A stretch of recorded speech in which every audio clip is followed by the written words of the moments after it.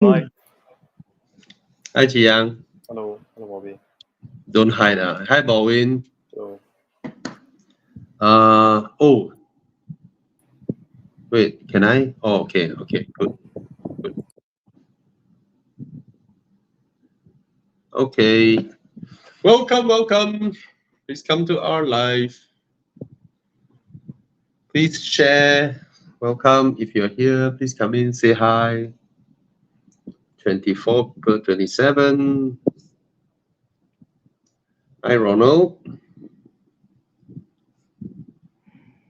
Oh, super tired. Yo, Joseph. Hello. Waiting for you to come in. Hi, Atisha. Hi, Sentuhan Kechundang. Hi, Nuggets from Singapore. Singapore Nuggets.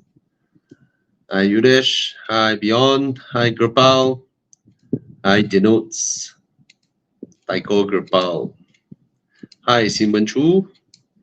Kon Kit Lung. Hello. Maula Dijafar. Titus Yong. Andy T. Casey. Petrine Low. Hello. Wolfman 71. Yeah, Bobby needs coffee. Yeah, damn tired. Hi, Muhammad Effendi. Hello. Please join us. Please share or whatever.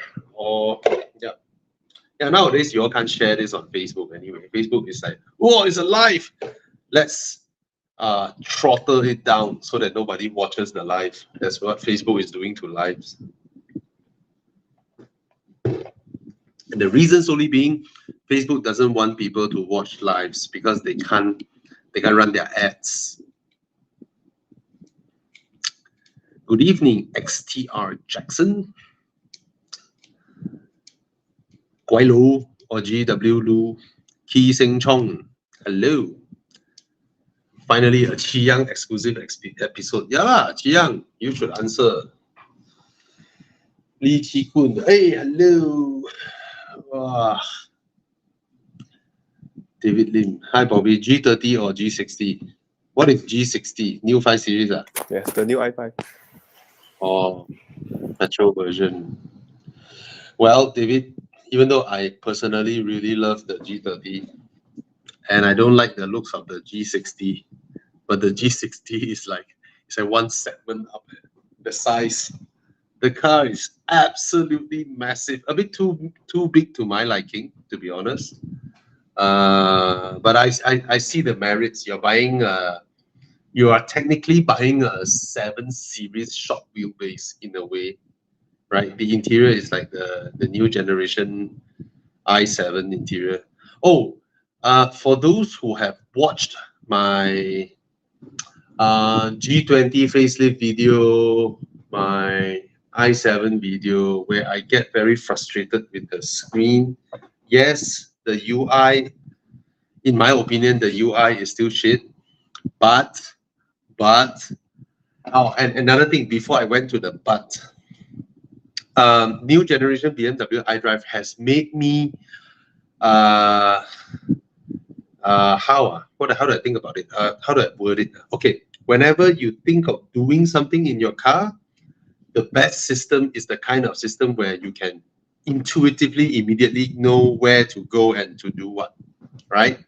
So the iDrive was so frustrating to use that I have become accustomed to. I thought of wanting to do something, I look at the screen and then I give up. Like I want to listen to music, I want to pair up my phone, then I'm like, okay, screw it. So this has been going around ever since BMW updated into the latest iDrive. And I sort of like, screw it. I don't even want to deal with anything inside the screen anymore because it's just so difficult to use. However, the other day I was in the i5 and I think they have updated it slightly because I noticed the aircon control is different. It's a bit easier now. And then I saw someone commented, Bobby, did you try the voice recognition system? So I was like, okay, give it a go because it's so frustrating, right? So I just say Bluetooth setting, phone pairing or something like that, or Bluetooth connection setting. Yeah, I think I mentioned Bluetooth connection setting. I tell you, the moment I mentioned that, my phone and my wife's phone both are Samsungs. So basically, after I said Bluetooth connection setting, and then both our phones pop up with something there and just one button. So we both press that button and boom, our phones are connected with the car. I was like, what? And then throughout the day, every single thing that I thought of doing with the car, I just use talking. And I would say 80% of the time, I got my way. There are certain functions where you have to still use the menu, which to me is the same level of function with others that you can use voice. So I think they haven't like really ironed out the whole thing, but it has sort of eased my interaction with the system. But here comes something interesting. If voice command is so advanced, why do you need such a big screen? Right? Because a big screen by right should ease our interaction with the car, which primarily uses the flat surface and our fingers to poke and touch. Right? So that sort of like, I was like, yeah, why do I need such a huge screen if the voice activation is so good? Right? Anyway, yeah, so the G60, if the G30 versus the F10 feels like a small incremental improvement. The G60, I wouldn't say is a huge improvement, but it's a huge advancement. Yeah, there's a lot of things that annoys me lah. Like first thing, I switch off the ambient lighting, then I switch off the screen, and but say for example, I say switch off center screen or something like that, and then it knows what I'm saying. It switch off the screen. Then I say connect my phone. After it connects my phone, it forgotten that I wanted the screen to be off. The screen remained there. Then I switch off again. Then I mention something else like aircon or something, and then the screen pops on again to do my aircon, and then it forgets that I want the screen off. So that is the kind of stuff lah, huh? It is still ugly to my eyes. It is an incoherent design, but I understand why BMW do their current designs because they immediately look new. Even if they are not pretty, they look new.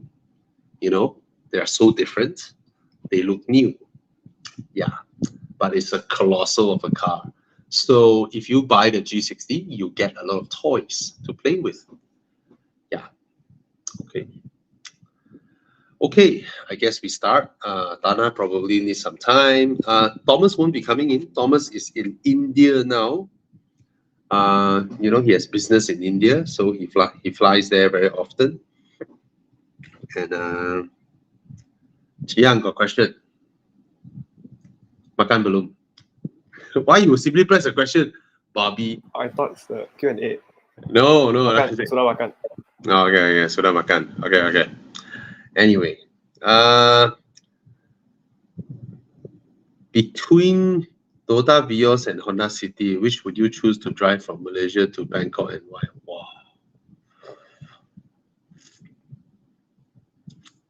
Slow these two cars. Yeah. 2021 is the Vios. I don't care, both are slow. In Thailand, you see the pickup trucks. These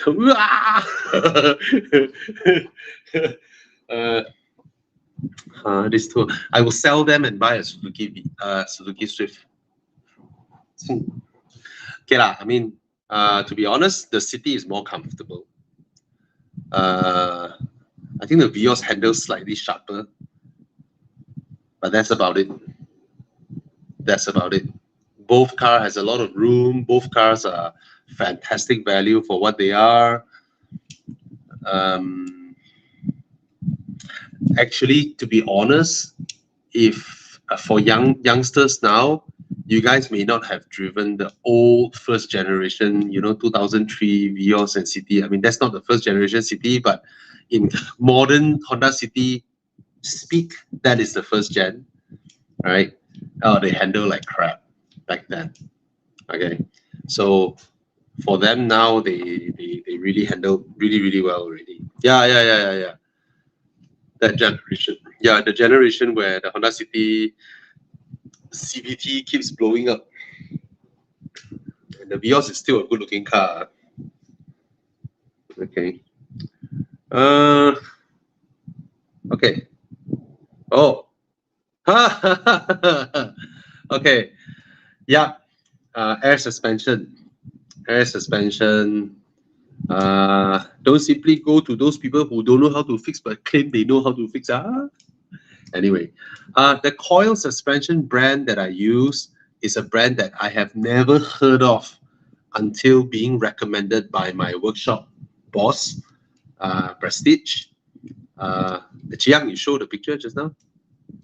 Or you want to show Prestige? Up to you. I don't know what you want to flash. Why you mute yourself? You want to die? Finding. No, what are you trying to? Why? Okay. So, yeah, it's called Premium. So I've really, honestly, I've never heard of them. Okay, I have never ever heard of them. I've heard of Titan. I've heard of Foster. I've heard of many other brands. I've never heard of them. So why I choose them is purely because I trust my workshop's boss, and he recommended this.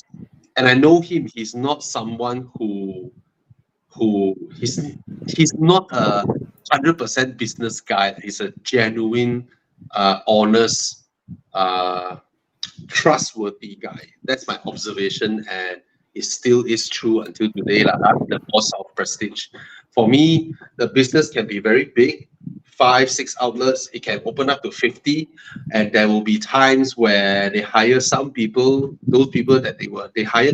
I didn't say that this happened there. I'm just saying how big of a leeway I can give because I know the boss and I trust the boss. So even if there are staffs, some of the staffs they hire in did some mistake, I'm fine with it. So he told me to go with this because this is a very true thing. He said that doing coilover suspension, right, involves a lot of tuning and setting after you install it. That means, right, they don't know what you want. You also don't know what you want because you come from air suspension. So after swapping it, it's not like immediately swap in is perfect. So for me, when it was swapped in, I asked them to make it stiffer. So went back one time to make it stiffer, then came back to me. After that, I requested it to be, Jiang, I mute you first because you have interference. Then the second time I went back, I asked them to raise my car. Then third time, I asked them to make it softer, but raise it more. So the boss of Prestige told me it involves many times of setting and tuning. And most aftermarket coilover setups, they will charge you when you go back and do a different setting because honestly, it's a lot of work to do it. But he told me these guys don't charge. So that to me is one of the selling point, but I will say it only makes up 40% of my reasoning to go with them. 60% is purely because I trusted this guy, and because this guy knows what he's doing and he has been in the business for so long, I just handed 100% of the trust to him. So he decides, and then I go with it. I trust him, and so far I'm very happy with it. I love the handling of the car and the steering feel and overall feel of the car. from air suspension to coil. It feels way more connected, feels very direct. And yes, I lose comfort in highway situations. But what I gain out of it is a more robust, problem-free experience. So yeah, I highly recommend to change from air suspension to coilover adjustables, because Malaysia roads don't sayang air suspension. Contrary to what a lot of people thought, a lot of people have never been in an air suspension car. Air suspension car only gives you a significant advantage on well-paved highways with undulation.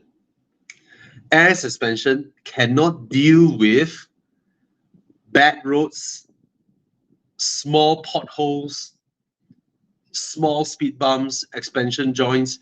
Air suspension dealing with these four things, right, is worse than coilover suspensions because they can't calculate fast enough.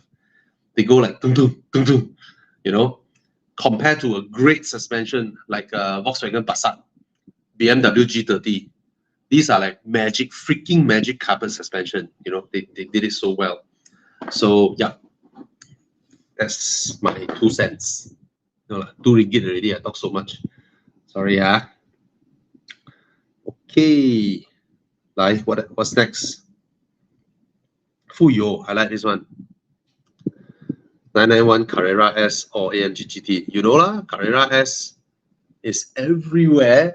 You buy one. Okay, I have this statement. It applies to Porsche and also applies to Rolex. It seems like everybody has a Rolex, that nobody bothers who no longer have a Rolex anymore. You know, it's like everybody has one. So who cares? Nobody has one, right? I don't have. So, yeah. You see, Thana, you see, that's the thing.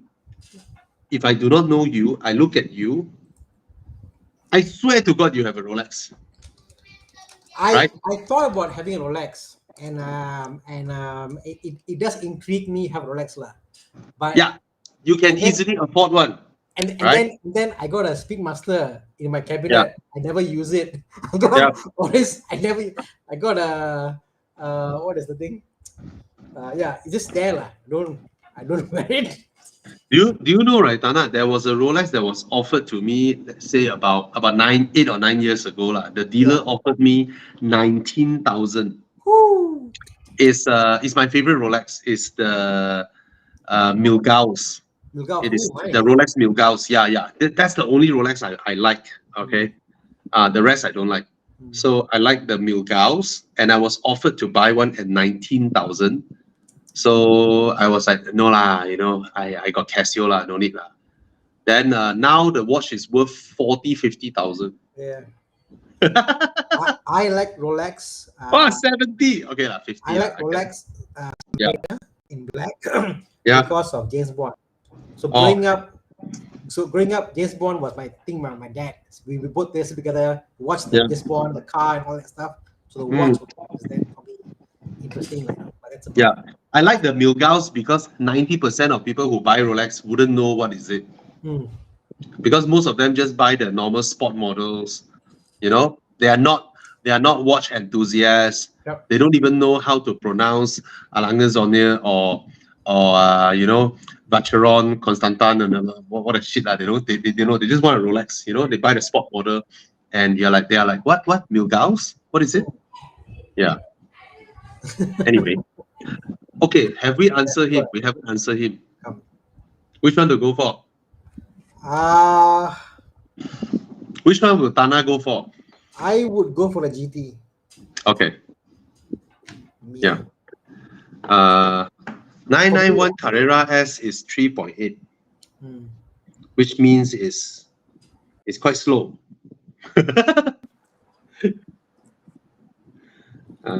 Thana lagging. Okay. Thana lagging. Let me just try a different. Anyway, yeah, Carrera S it's a Porsche. It's a great car. It's 3.8 NA. Sounds really good. But It's more comfortable than the AMG GT. It's also, I think, it's more fuel efficient than the AMG GT. But the AMG GT, even until today, just now I just saw one. It is still more captivating to see that car than the 911.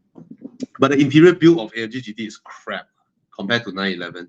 Absolute crap. The fit and finish is crap. The seats are not comfortable. The car is not comfortable, but the drama is there. It's a crazy car. Yeah, there's drama. There's more drama. Yeah, you feel more like you are in a supercar. It constantly reminds you you're in a supercar. Whereas the 911 can really behave docile. Yeah, it's a beautiful interior, but it's not well built. Yeah, the AMG GT got drama, got way more drama than 911. Yeah.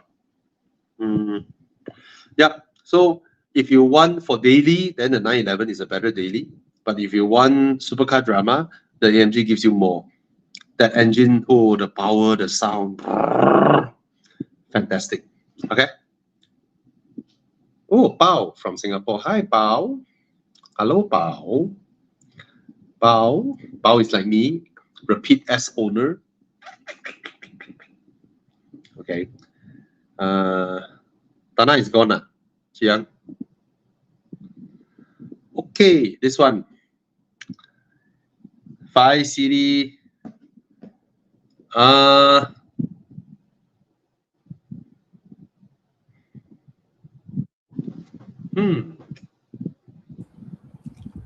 Is that better? Is that better? Yeah, better. Okay. Yeah. 217 530i G30 or 216 730i. This is a great question, Bobby. Great question. I have the same dilemma if I want to think about this. I will go for 7. Yeah, actually, I'll go for 7. In fact, the 740, Bobby, is also quite cheap, you know. Around there, lah, but higher price. Just about like, you know. But there is joy to be had when you drive a 7 Series and then you pay 300 ringgit road tax. You will have a feeling that you are running on cheat code, you know. You are inside that infinitely comfortable car, and the B48 engine is great. Yep. You know, it accelerates well for that car, and then when it comes to paying for road tax, you pay 380 ringgit. It's like so nice, you know. It's like a cheat code. Yeah.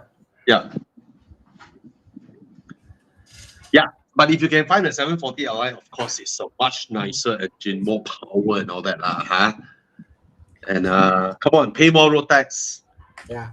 Honestly, for a 3.0 road tax, it's not that high, lah. You know, people are paying much more.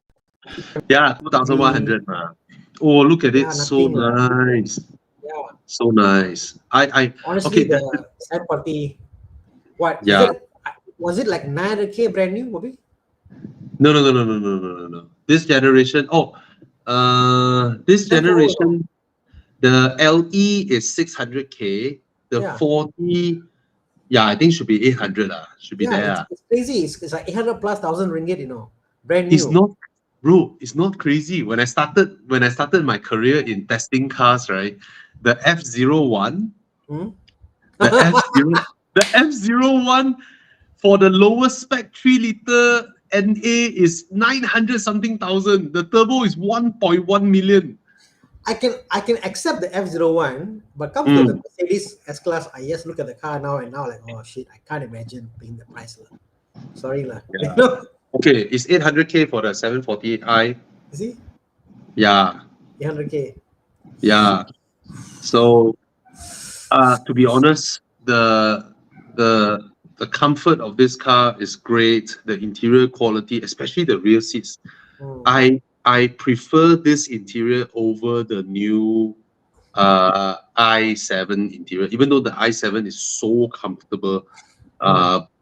Comfortable as in the suspension, right? And the ride quality and all that. But in terms of interior, I really, really adore the G12, especially the B pillar light, the ambient light on the B pillar. That is pure class. Chiang, Yeah. can you find a picture of the B pillar light? The i7 looks nice and accomplished, but doesn't feel luxurious. Like a nightclub lah. It's like a nightclub lah. It doesn't feel like the lounge. Yes. Yeah, it feels like you wander from the lounge of the hotel to the bar area. Then the i7 is the bar area. You know, the G12 is still, you're still in the lounge. You just search BMW G12 rear seats, Chiang, then you can find the B pillar light. That thing is just gorgeous. If you zoom in that picture, you will see. Yeah, zoom in the picture, you see the B pillar. There's the light over there. It's really nice. It's a soft light, very nice, and it looks like a light. You know, it's not like one bar that gleams bright and all that. Anyway, never mind, Chia. I see you have a hard time. But the 730 as a 7 Series, you can hear the engine. Oh, definitely. The engine can be heard. It's it's 5 Series is okay, but the 7 Series is a bit too heavy. Well, I think I've said that two types of cars should be electrified. The pinnacle of the pinnacle luxury car should be electric. Yep. And the cheapest daily runabout should be electric. You know, one with a tiny motor and a tiny battery, very cheap to replace battery, so you can do your school run, your market run. Another to deliver utmost comfort, zero vibration, nothing. Yeah, man.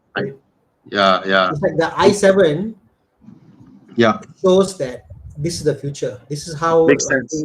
This is how the top end model should be like. Nothing else. No comparison, no question mark. I totally get it. You know. Yeah. I just don't like the ambient lighting. I switch it off. For me, only two EV cars made sense. I understand. I mean, forget Tesla. Two car driven. I like made sense. I understand. On spot, the Audi, obviously. Yeah. And our friend would have called the i7. You know. Yeah. Everything else like in between, but these two guys are perfect. Yeah, man. Okay, so I will go for the G12. To be honest, it's great value. Yeah.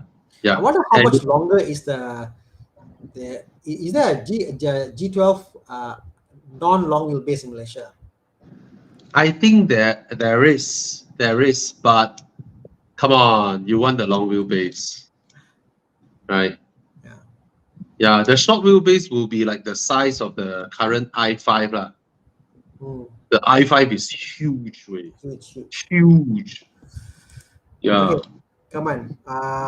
Question ET. Hi. Both XV a good buy for my friend's mom. Maintenance and issues cost. Which everybody. XV is the Subaru XV. Oncoming 10-year Mini. I don't understand. We got our GMR workshops. You can go for inspections. Yeah. We have 52 inspection centers. Yeah, XV is now a great place to a great buy now. You talk about 10-year-old Mini. Yes, we also work on Minis, BMW Minis. It's fine, not an issue. You know. Probably answer your question. Yeah. So we got 52 inspection centers. Just bring the XV over there for a quick checkup. And of course, inspection centers will have inspection fees, nothing to do with us. You pay them directly. Different workshops will have different prices. But after you did your inspection, if you buy the Evo Club aftermarket warranty, you buy the Evo Club extended warranty, your inspection fee will be waived. Yeah. Correct. Okay. Yeah. I mean, a viewer came by to the shop. He did an inspection in all the stations, like, no. Every GMR centers, workshops have a different level of inspection, but either way, I think it's fine because some of them are very detailed and they ask you to fix. Some of them are also detailed, but the benefit is to get your car insured under GMR. So either way you look at it, it's fine. Yeah. Go and have it checked. Like, it's just a good practice to do it before you buy a car. Apa nama dia? What's that? Kevin K. Been asking about 340i in the show, but ended up getting a 530i. Nice. Pickup picked comfort and of course better deal of the 5. Thanks for the discussion and advice, guys. Congrats. The 530 is more comfortable. Mm. Yeah, comfortable. Anything else caught your eye? Oh, 540 there? 540i, 198. Young, he buy already lah. Don't kacau people ah. He already bought. Okay. G12 is air suspension, of course. Yeah. If you go back the series of 7 series, only the E65 era came with rear SS, front is normal coilovers. Everything else is SS suspensions. I think so. Correct. Yeah. Mm. Okay. Okay, quick. I'm going to fire through some questions. Daryl Chop, which one you recommend? Okay, Civic is the better car, but I prefer the Mazda 3. Personally, I prefer the Mazda 3 over the Civic. Okay, but the Civic, if it is going to be your only car, the Civic is really more practical than the Mazda 3 lah. I'll get the Civic lah. Yeah, Thana will get the Civic, Bobby will get the Mazda 3. Okay, because for me, KLT. rear seat is for other people. I'm the driver, right? I'm a family man, so I need to pick up my kids, go to school, come back. You know, the boot space, all that. Like, Honda Civic. I love the Mazda 3 to look at, but yeah. Yeah. So Civic also drives well actually. Civic drives well. Civic drives well in the sense of B8 generation. It's like a B8 generation Audi A4 lor. Yeah. You know, it drives well lor. Whereas the Mazda 3 is like a Megane. That Mazda kind 3, of front-wheel drive. I feel that when I first got the Mazda 3, I didn't understand the car. Like, why the car is so slow or whatever. But the more you drive it, the more you understand a lot of ways to peel back and learn about the car. So yeah, especially on the windy roads and all that. Yes, beautiful. It's more intuitive than the Civic. The Civic holds its line, sits, you know, it can do the turn, it can, but it doesn't felt like the Mazda 3 being fluid. The Mazda 3 behaves like a BMW. The Civic behaves like an Audi. I always say Mazda's interior is the interior I wish BMW had. All right. Okay. My plans for my Porsche.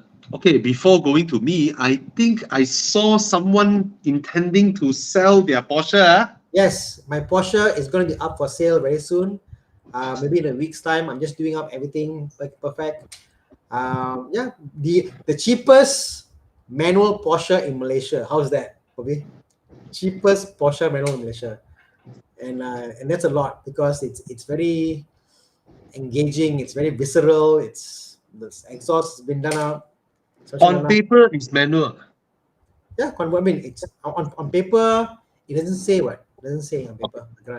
Okay. But all the thing done, like conversion, all done, you know. So, okay. So yeah, for those of you who want a manual Porsche Boxster 986, hit up Thana. Yeah. Because Thana wants to go to. Please get the single clutch automated manual instead of the torque converter. Please. We'll see.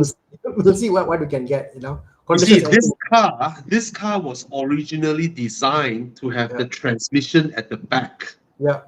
The engine up front. That's the proper layout of a supercar layout, practically, but it's in the Grand Tourer, right? Of course, later on they launched with the option. That's how Italians waste money, huh? The option of having gearbox at the back or at the front. No, David. No. I'm looking at it. I will say like no. I thought you don't want to tell, so I tried to be, you know. Looking at Mazda. So I heard the torque converter is boring, and I also heard that you run a workshop. So I don't think the single clutch automated manual is gonna trouble you too much. No, I think it's more of how you drive and how you learn the car. If you drive it the way it should be driven, I think they're fine. Okay, I've owned an automated manual gearbox car, my Fiat. Just don't let the car shift itself. That's it. Correct. You just drive like a manual and just shift yourself. See, same with Suki's Huh? E46 SMG gearbox, same thing, you know. If you shift yourself, whatever, the car is brilliant. The car is amazing, you know. Yes. Yeah. Just shift the gears yourself and you'll be fine. You'll be fine. Correct. Yeah. So Okay. Congrats, Thana. yes, time to move I on. congrat you first. Okay, quick one. NDT, straight away, just go and buy it. It's a fantastic car. Whether it's the Cabrio or the Coupe, both I like. This is one of those rare cars where I don't mind having the Coupe also, you know, because it's gorgeous and because Mercedes Coupes, the quarter window goes down. BMW, do you hear this? BMW, your 8 Series, why can't you make the quarter windows go down, you know? The quarter windows going down is the class divide between the proletariats who drive 4 Series and the blue blood, you know, elites that drives the 8 Series. The old 8 Series, the quarter window goes down. Why the current one you can't do it? Right? It's such a I don't like the facelift. I prefer the pre-facelift. I prefer the pre-facelift in the E-Class Coupe. Anyway, it's about 100K now. Go buy. Okay.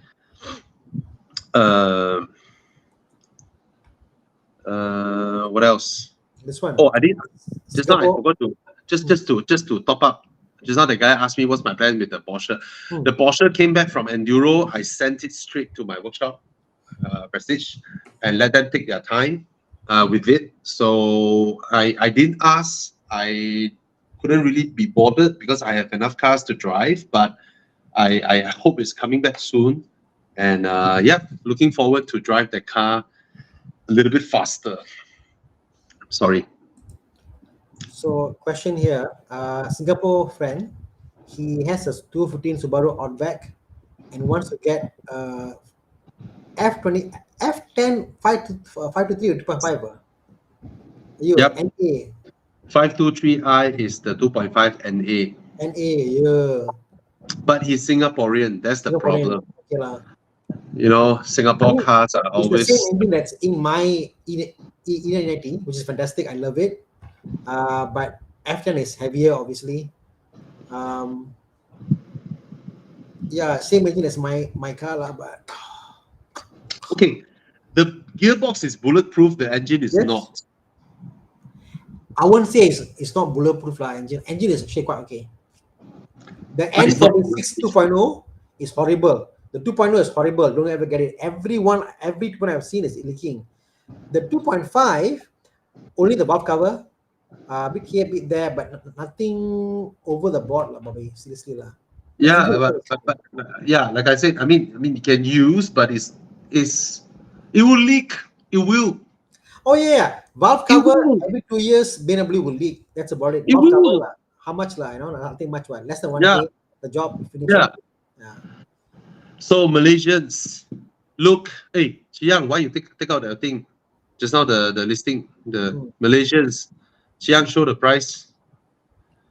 Be blessed. How lucky we are. Singaporeans have to buy this car at 90,000 Sing dollar, which is 300 over 1,000 ringgit for a 14-year-old BMW 5 Series NA 2.5. Yeah, I salute you guys, Singaporeans. I salute you all. You all need a revolution. You all need a revolution to really, man. Oh my God. Or buy a car, buy a house plus a car in Malaysia, and then the other day I was chatting with a Singaporean. I suddenly have this thought. Initially, I tried to tell them, hey, buy a house in JB and put your car in JB. And then they are like, damn jam, like every time cross over to JB. Then I suddenly have this thought. Buy a house in KL, put your car in KL. Every time you want to drive, you just take a flight and fly in to KLIA, go to your house, and Genting Highlands is 30 minutes away from KL.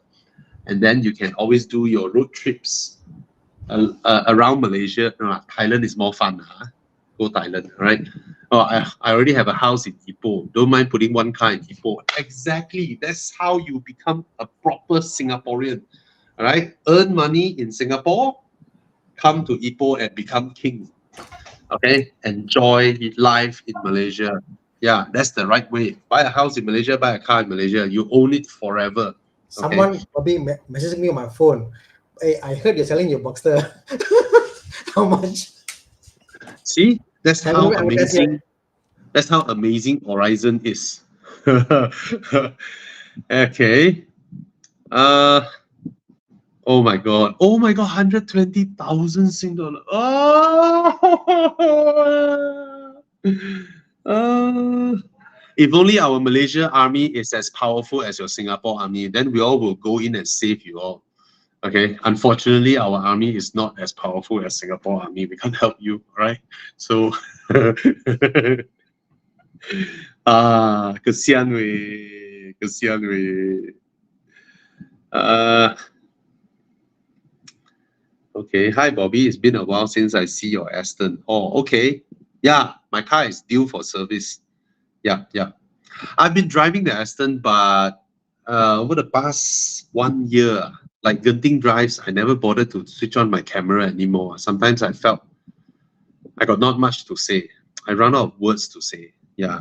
So anyway, is Tesla Model 3 an upgrade from BMW F30? Yes, in a way, yes. In a way, yes. I mean, it's faster, more space, more comfortable. Probably handles better. Just you can't have the rear wheel drive fun in it lah. Even though it's rear wheel. Yeah. Anyway, yes, it is. Why not? Any updates from Volvo EX90? Unfortunately, the EX90 will not arrive this year. Hopefully, it will arrive next year. Okay. And it's certainly a car that I would love to have, but I will only buy car after I've paid off all my current cars. So I have 2 more cars to pay off. And yeah, these 2 cars are the expensive ones. Pay. Okay. Yeah. What is this Padu thing? I hear a lot of people talking about Padu. What Padu is that? What's that? Oh, Padu is that thing that you go and register yourself so they can give you subsidies and all that. I think that's how they're going to roll out the subsidies back to Malaysians. I haven't registered yet. Nor do I qualify. All the benefits and stuff. Oh, so I couldn't be bothered lah. No lah. I couldn't be bothered, correct? So I pay tax and then I don't use 95, so I save up for the other Malaysians who need it. Okay. Sarah, Bobby, your wife say, we pay taxes a lot. We don't get any benefits. No fee by subsidy. School. I'm not going to government school. Not using hospital. That's how to be a responsible Malaysian. You contribute. We contribute without taking. We let other Malaysians who need it use it, such as Tun Daim, such as. Anyway, okay. Let's not go there, huh? Let's not go there. Hi, Con. Yo. Yeah. Okay. Yeah. Okay. So, question: Hi, Bobby. Is Padu going online? Fuel price should increase. End of ICE cars. No way lah. Looking for I mean, the reality is, even the poor. This is my thought. Even the poor, the pure simplicity, the pure convenience of pouring petrol outbeats. Yeah, no way. No. Way. Buying a petrol car is cheaper. Even those who are rich can afford. The convenience of ICE is still there. You can't beat that. The sound, the visual effect. I'm not going to go away from ICE anytime soon. Yeah. So. Well, put it this way: whether Malaysia will transition to full EV or not, it's not up to us to say. Why? Because we are technically not an end-to-end car making country. We are not like US where they are completely insulated from whatever that is being decided in Europe or China. Same goes vice versa, right? And Japan, the 4 car making powerhouse. So Malaysia, we are only building stuff where the patent belongs to somebody else. So if one day Toyota, Daihatsu completely decided to go EV and no longer want to license their engines, Baroda cannot make cars anymore. Same goes with Proton. So and it's not like we are a market where we can sustain proper end-to-end car manufacturing here because we just don't have the volume. Provided every Malaysian buys a Axia, then we have the volume to self-develop stuff, you know. But that's not going to happen anyway. But again, I always have faith in democracy countries such as Japan, such as UK, Germany, France, Italy, because once you are a democracy country, it means you can lie and then you can U-turn. So if they make a decision today, the next government can come out and U-turn. Then the next government can come out and U-turn again. So I'm betting that whatever that they are doing now, just to appeal to the environmental lovers of Europe to vote for them, they say by 2035 we will transition to EV. Why 2035? Because it means none of their business.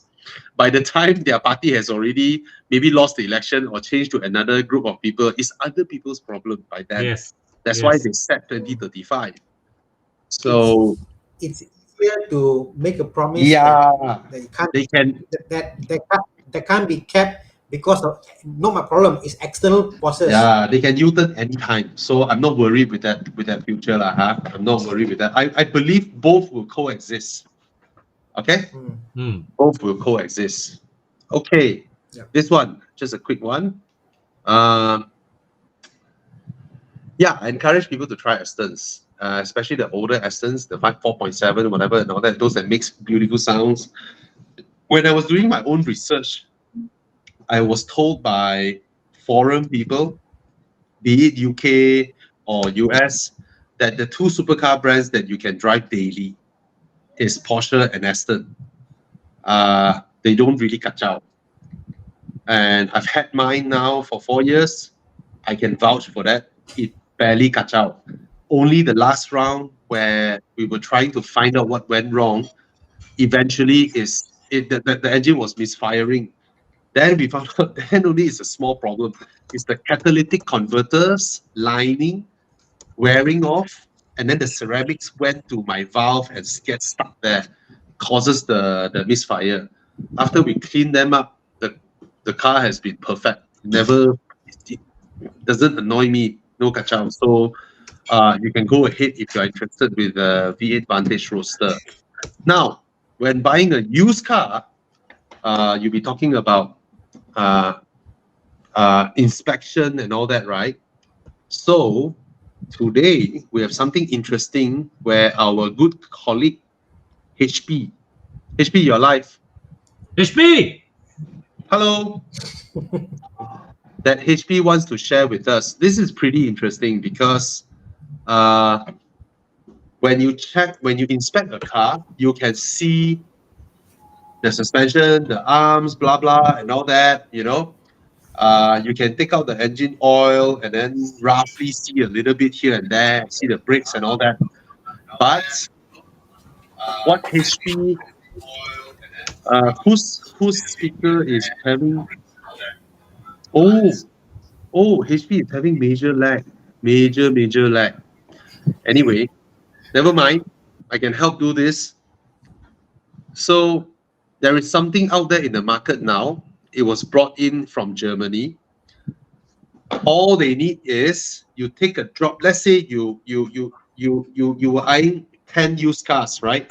All Audi A4s. Then you went and look at all 10 of them on Muda and Carlis and all that. And then you finally okay, I want this one. Then you send this car to a workshop for like Evo Club Inspection Center. and then you inspect the car. After they inspect the car, they tell you no accident, the arms okay. Here they can see a little bit of leak. There they can see something, but overall the condition is okay. Then how do you know the health of the engine inside? So what these German guys now can do is that you take a drop of engine oil, and then you drop that drop of engine oil on a piece of paper that they have prepared. You look at HP, he has this thing there. You just drop one drop, okay? And then wait. HP, what are you saying? Let me continue first. Sorry. You can talk or not? Can you talk? Yeah, Okay. no, finally you can talk. Please. You talk first. Okay. So it's just one piece of paper. You drop one drop, and then it gets slot into a machine, and then through online they can generate a result that tells you how healthy this engine is based on the sediments and what they detected on it. It works also for a car that has just changed its engine oil.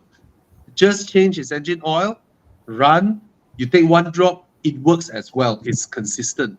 It's not checking how burnt your oil is. No, it's checking for the sediments, the soot and the sediments inside.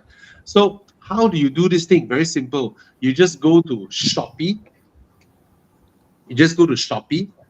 And you just buy the card. Okay. It's 120 ringgit. I mean, to me, when you have eyes, like let's say Thana is eyeing on a Maserati Gran Turismo, there's only a handful of them in the market. So finally, he has that one. But put aside, Thana owns a workshop. Let's put aside he owns a workshop. So he said he wants to know how healthy the engine is. Take one drop of engine oil on this card. This card you have to buy. You buy from Shopee. The buying includes the whole service of picking up the card, do the test, send the diagnostic to Germany, and then Germany send back the report, everything. It doesn't include the machine. The machine is not included. So when you buy the card, it comes with all the instructions. You put one drop of oil there, you put it in the whatever envelope or whatever it comes with, and then you call the number or you text or whatnot. I mean, they have all the instructions. Someone will come and collect it from you. Then. Sorry? No, they don't. They don't. Oh, they don't come and collect anymore. Sorry. How do you do this? What the hell is this? Video cannot hear. No need play video. No need play video. Video doesn't work on live. Yeah.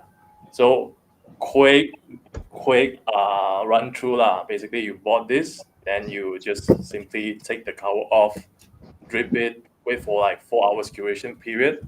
Here you can see this QR code. You can register whatever info they ask you to fill in. Then they will instruct you to send to their office address where they use the machine to help you to send those. Yeah, that's how it works. Okay. Where's the office? Oh, Where's the office? Yeah, this is it. Okay. Yeah, they will also give you that sample, so that you is can. the report immediate, HP? Sorry? Is the report immediate? It's the report is immediate. Only the curation part you need to wait for like 4 hours after you drip the oil. Then after that, after it dries out, then you send to the office. Of course, if you are there, then the report. I was there, then it's like just less than a minute. This is Copeland's guy, right? Okay, HP. Yeah. They can also move the thing over, right? Technically can Right, they can mail it over, right? Because someone asking, what about Singapore? Singapore. I don't see why not. Yeah, as long as you can mail the thing back to their office, they slot it into their machine, which is connected to Germany, and then they will generate the report and email you the results.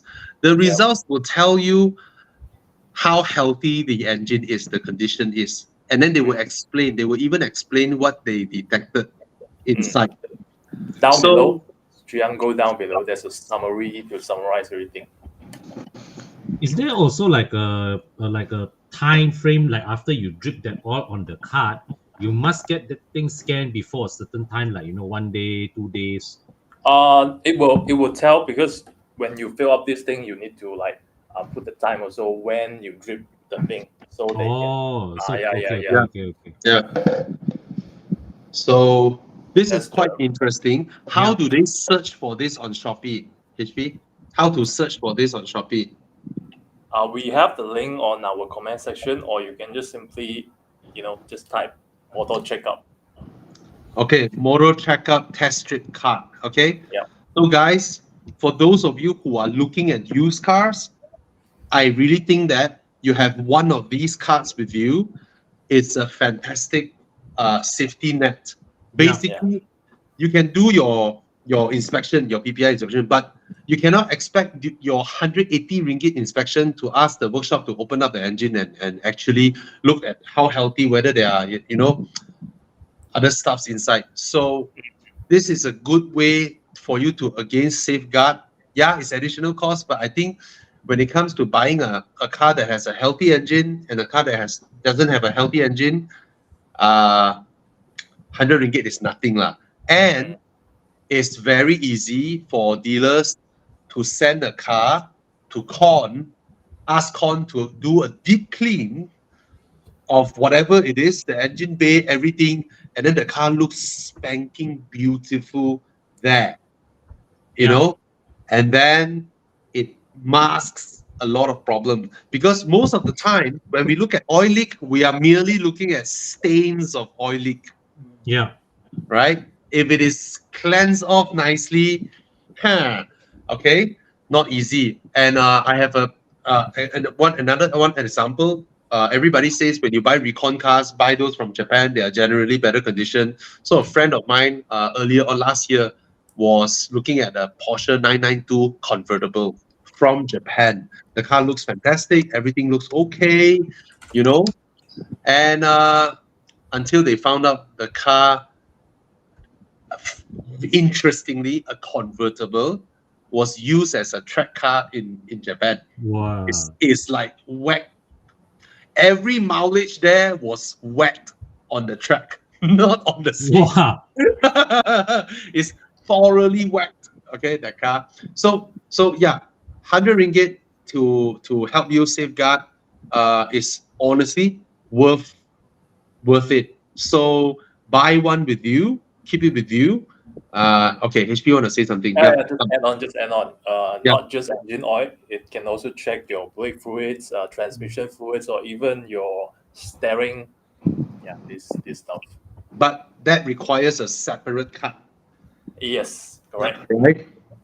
So is there like a full package of engine oil, brake fluid, and all that package that I can. Then you need 4 strip if you want to do like everything. Yeah, I think brakes. I think for me, because changing brake fluids is not that crazy expensive. Yeah, true. Maybe engine and gearbox lah. Yeah. That would be. Gearbox a bit difficult because you can't get yourself. Yeah, you can't get the oil. Unless it's a Japanese car, where it's a front-wheel drive car. There's a dipstick for the Japanese cars, Yeah. So you can't do that. Engine oil, anybody can go and check, They also want to target used car dealers. When you bring your car to a used car dealer, most of the time it's based on word of mouth. Oh, kereta ni VIP punya, Datuk punya, jarang pakai, things like that. So they want used car dealers to know as well that this is something good. So all right. Just to add on, when I see an engine car leak, I'm not so concerned. It's just a leak and fix But as what Bobby said, internal problems you would not know.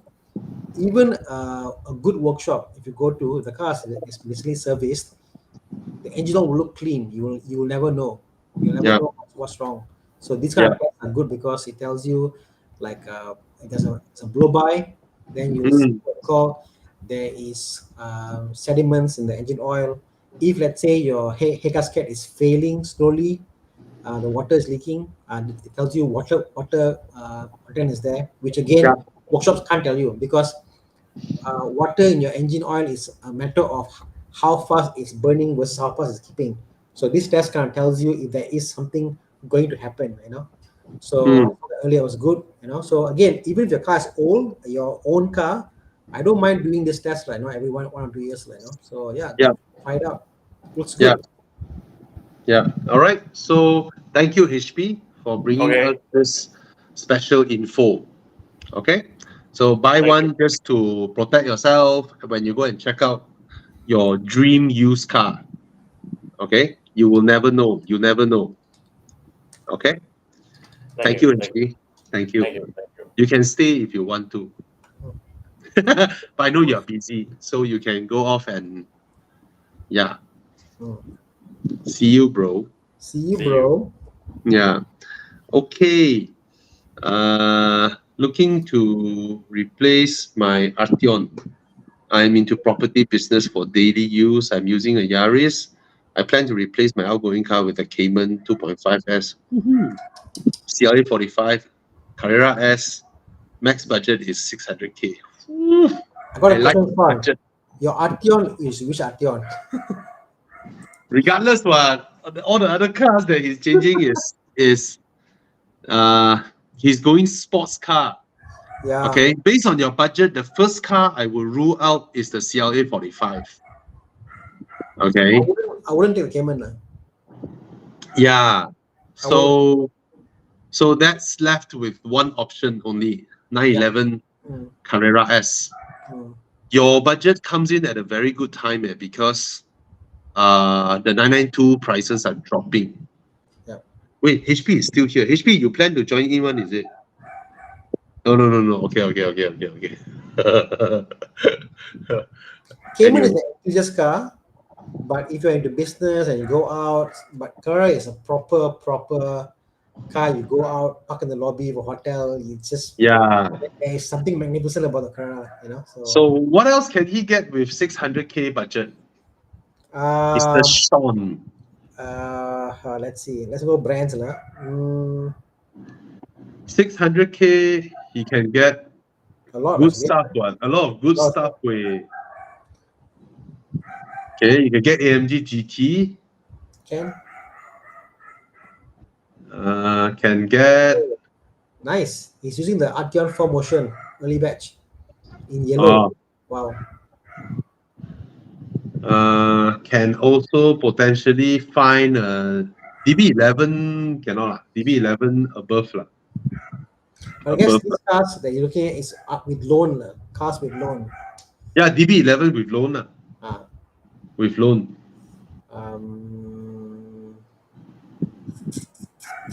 If he's lucky, he may be able to find one guy willing to let go. DB11 is more expensive. yeah. Actually, 992 also a bit of a stretch. 992 is in the high 600s, right? I mean, I see him as someone who's going to go out for functions and meetings, and he probably will use it quite a lot to go out. Like morning got meeting, the night go for events. So you wanna be comfortable, you know. The Carrera is comfortable to go around. Very comfortable. Yeah, you can get Carreras for 600 plus lah. Yeah. Below 600 cannot lah. Skip the CLA by all means. Get the Carrera. But Carrera is this is the dot 2 Don't buy the dot 2 just buy the 992 because 992 prices have come down. Dot 2 will come down soon. Dot 2 has been there for too high for too long. You know. Yeah, man. Dot 2, if it's 400 plus, then okay. Then you can get a dot 2. Yeah. 400 plus. Don't spend 600K in a dot 2. Yeah, nothing wrong with a dot 2, but let's go for low budget. Yeah, man. Provided you're going with the Targa. If you're going with the Targa, then okay. You know, then it's perfectly okay. Targa prices are higher. Then dot 2 Targa 600 plus is worth buying. Okay. Additionally, can consider what is it? Additionally, GTR. Consider GTR. No lah, Nissan GTR. No lah. That one is all out for performance lah. You're a professional, Sean. property guy. Come Yeah. on, let's have the look, impact. This Targa looks not bad. I don't like the exterior paint. It's a matte paint. Interior quite nice, green and cream. Quite cool. Like a cream green, Yeah, like a yeah. mint green. yeah. Oh, look at that. Try and get a, if it's dot two, try and get a Targa.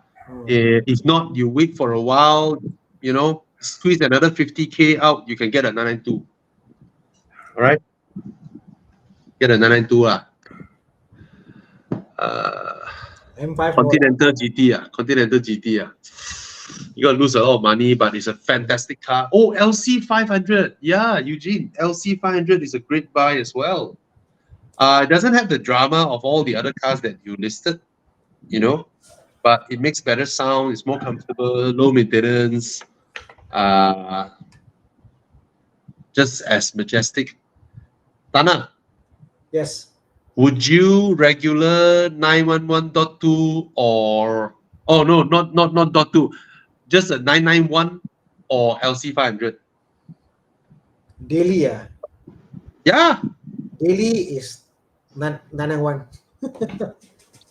that means you don't need to ask daily. That means whatever you will buy 991. Because the 991 to me, if it's a weekend car, I won't buy the 991. Put it this way, this is my thought. As a weekend car, it's a Boxster. It's a Boxster. That's what it is. Nothing else, no. But that means weekend car you won't get a LC500 also. Weekend car, LC500. No, I won't Actually, no LC500. Yeah, you won't lah. No, I won't get. No matter what, LC500 won't be there. As a weekend car, the 992, 991, no. But as a daily car, 991, yes. I can see myself every day dealing at 991. Your as a the Lexus never appeared once. No, never. not into it. Like okay. Never once appeared. Maybe an E60 M5. That means you couldn't be bothered to answer my question also. I like whatever. No, maybe maybe I must drive it, experience it. I know people are gaga over the car, but no, I don't get it. I drove it, I experienced it. The driving is not the thing that hooks you lah. It's the thing that hooks you the least. The driving part is the one that hooks you the least. Put it that way. Yeah. I have a friend who bought an LC500. He sold it after 3 months. Wow. He said, it's a very, very nice car, very comfortable. It sounds amazing, but I want a naughty car. It's not a naughty car. Yeah, it's not jahat, It's not Thana. That I won't buy. For me, a car that I buy with money that is stupid or spend money stupid money, it must be either be drama or jahat or something crazy about it, I don't want a comfortable car. Okay, Sean, there is a car that is about 600 something thousand, and it will never depreciate. Ooh, I'm interested. What is that car? And it's 4-door, easy to get loan. Panamera. It will never depreciate. That rules out the Panamera. Huh? Depreciate. Never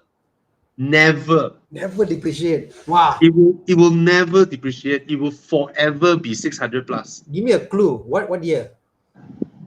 2012, 13. Ooh, 11. 13, 4-door will never depreciate. And it's 400K. No, 600 plus. 600 plus. Shit, man. Yes. Yeah. Okay. So Sean, Bentley will depreciate. Rolls-Royce will not. Yeah. It will not. You reckon? Huh? You reckon it will depreciate? I guess how cheap can Rolls-Royce be cannot be It can't go. It will not. It's just like Ferrari. The moment they reach about 400. Yeah, they will swing back. Yeah. They always swing back. For Rolls-Royce, it's always, they won't swing back but they'll be there because Rolls-Royce and Ferrari are entries into something else. It means something. So that's why the scammers all need Rolls Royce. You know, all the datos. Yeah lah, one transact at 545. I mean, I get you, but okay, John. Just get the 911. Yeah. Hope you get a 992. Okay. Okay. So Yeah, question here. What's this? Okay, so quick question. Crescent Jeran got charging fault on F34. Charging or this alternator belt is loose. Should I A, cut off belt and drive to workshop tomorrow, or B, tow it, or C, drive to workshop? Just tow it, you know. Don't cut it. Whatever you don't cut it. Just I'm tow it. amazed. Yeah, why you want to take a risk? Yeah, guys, call your insurance. Get a free tow truck. Why? It's not worth it. It's not worth it. Why? Yeah. Your tensioner is probably faulty. Okay, that's why it's that, like, no. And I guess it's okay when a belt goes off. It could be a tensioner, it could be your pulley, whatever. So don't take a risk. Just tow it. You know. Thana, my BMW, right? The undercarriage cover dropped. I can perfectly drive the car. Yeah. I also call a tow truck. Yeah. Right. My Audi, I drove it hard, and then one of the hose was leaking coolant at Genting. Yeah. That one you have to lah. I mean, that one I passed my car key to the coffee shop lady, Auntie Cherry. Yeah, I passed my car key to her. I was like, this is my car key. Later someone will come and take it. She's like, okay.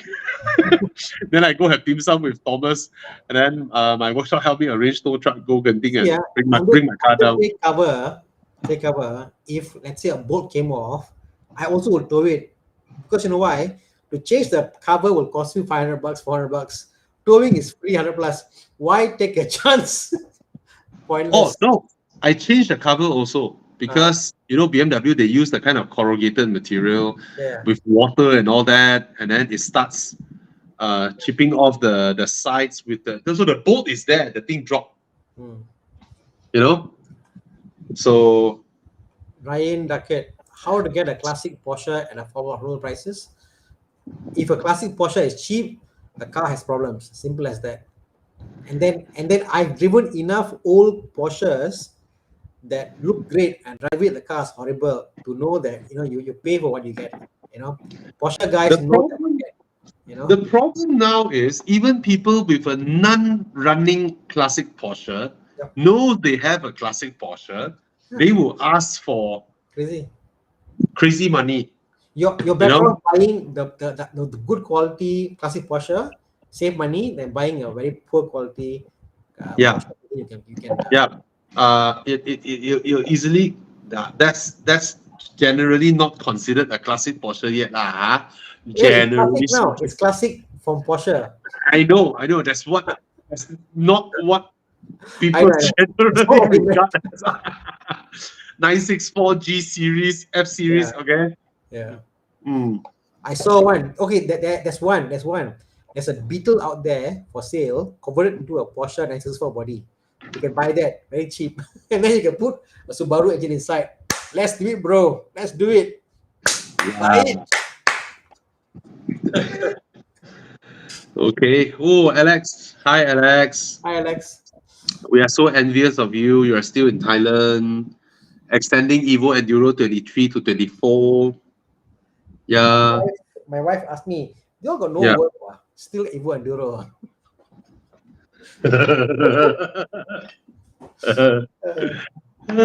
Then she said, "Am I a bad wife? Never let you go?" I said, "No lah. It's okay, like I got work to do now. You know, it's fine." Yeah. So guys, follow Alex for his crazy journeys. There are two Alex Wongs in Thailand now. So there are two Alex Wong. One driving a 981 Cayman, and Alex Wong is driving the 992 Cabriolet. So he is still in Thailand. So nice. All right. Oh, any more questions? I don't see questions loading anymore. Or is it a good idea to buy EV to drive on city? Budget about best car to drive on a city is an EV. fantastic, Clever. So someone asked me, will I ever buy an EV? In the Volvo group chat the other day. So I said, yeah, I will, but I will buy those with small range, meaning small batteries. You know, those like mini EV, the Mazda MX-30 or something. So because for me, I'm not those people where they work for companies, they buy a car, they change every 3-4 years, they just sell the car. I buy a car, I pay it off, and then I will keep the car. So if my EV has a small battery, it also means that when it comes to replacing them, my replacement cost will be hopefully a lot lesser. But that's just a presumption. Yeah. Because mass-produced EVs will always have cheaper prices, presumably as well. Yeah. So I quite like those, they have to be cheaper lah. They are not cheap enough lah. Put it this way. If a Tesla Model 3 can be had for 180, 190 ringgit, 180, 190,000, others no longer make sense. Yep. Yeah. So, yeah, I will. EV has to be, to me, to be like a 70K car for it to be mass market. Yeah. Yeah. Okay. Con is back. Okay. Jasper asking a question. Where is his question? Scary. Fuyo.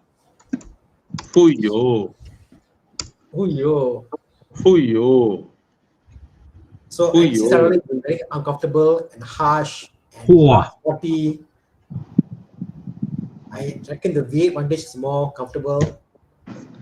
But it's a Stradale. It's a Stradale. It's an MC Stradale. Yeah.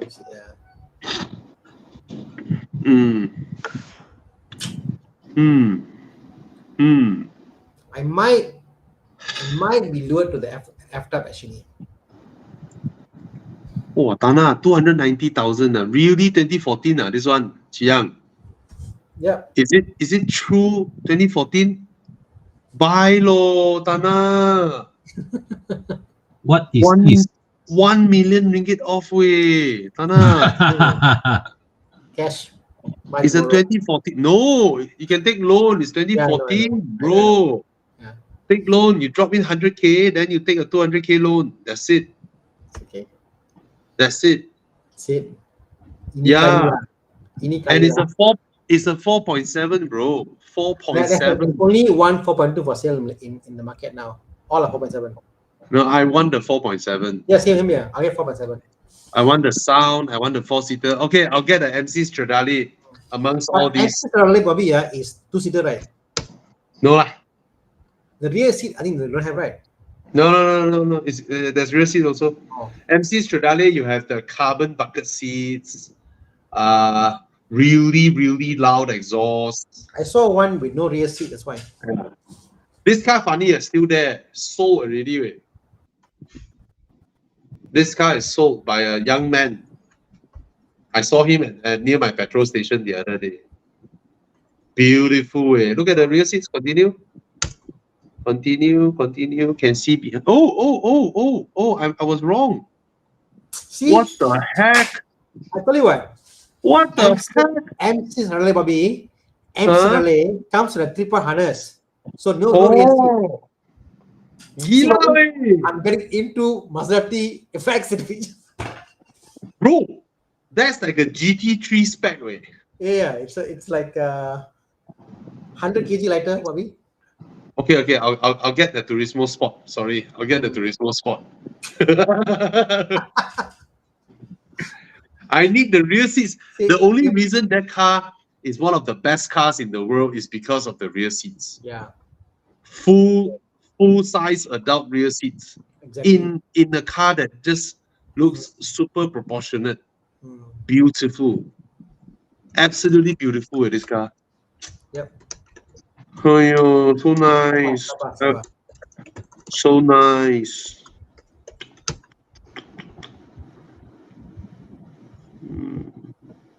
I like Thana, please buy, please. Please buy.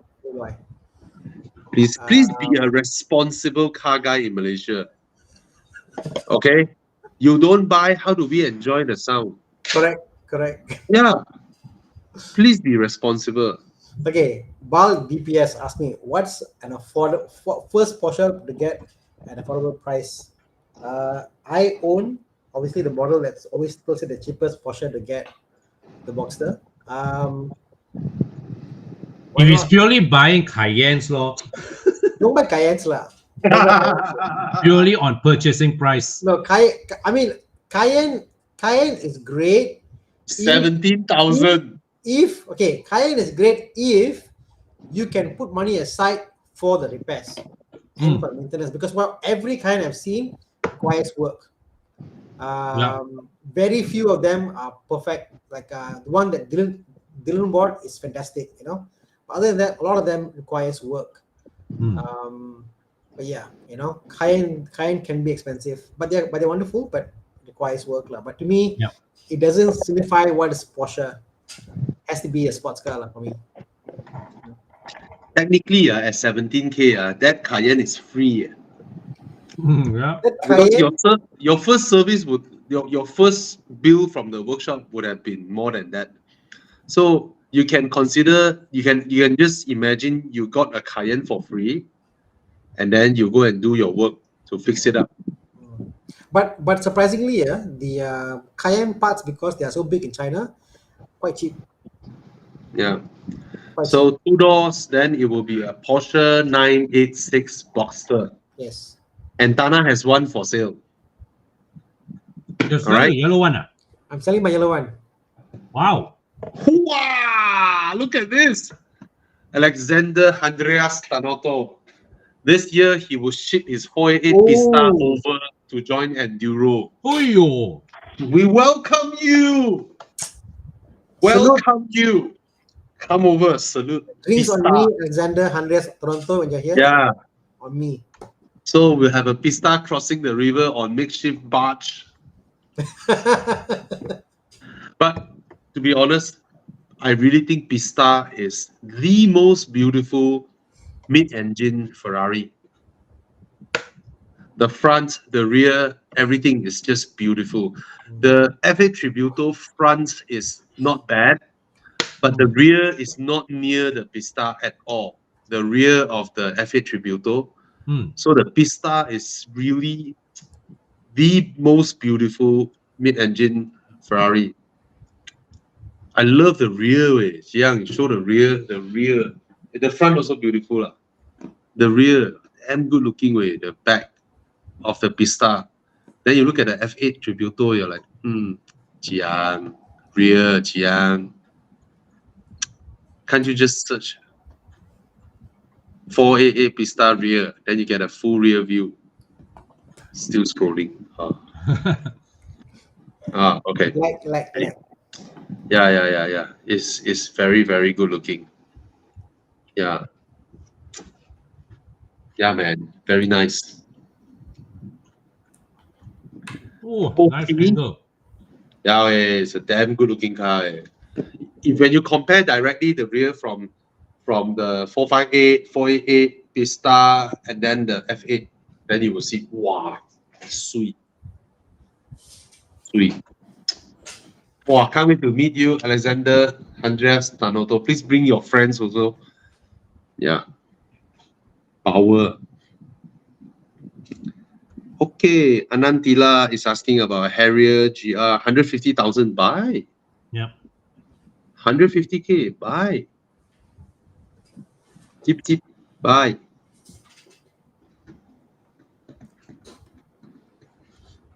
So many tabs.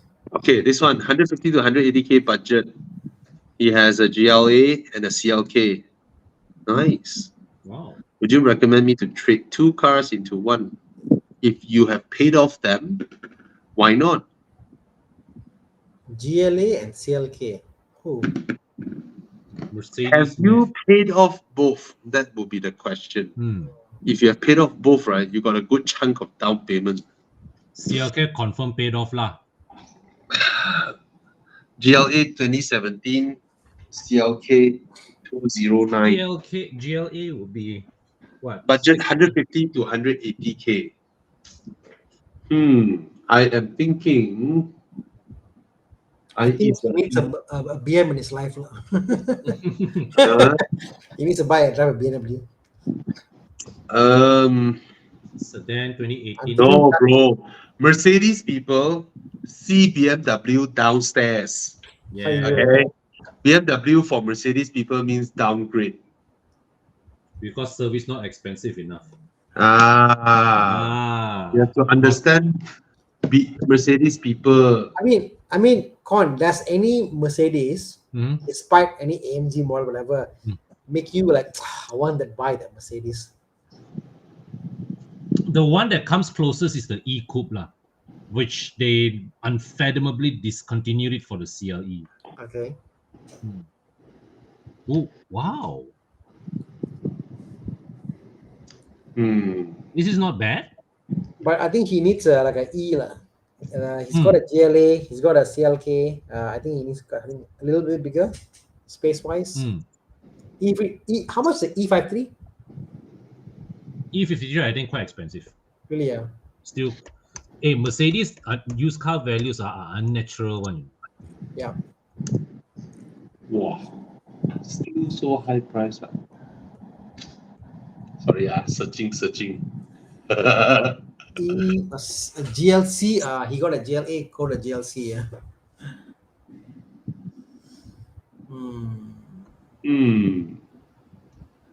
I'm surprised, Eddie, you got two rather smaller form factor. Is there a reason why you have that? Are you single? He wants a sedan. He don't want SUV. Yeah. I found an absolutely beautiful 2015 Porsche Cayenne for 190,000. 2015 Wow. Porsche Cayenne 2015. What engine? 3-liter diesel. Nice engine. Good looking. Facelift. 197,000. Eddie says paid off. Paid off all, no loan. Oh. Wow.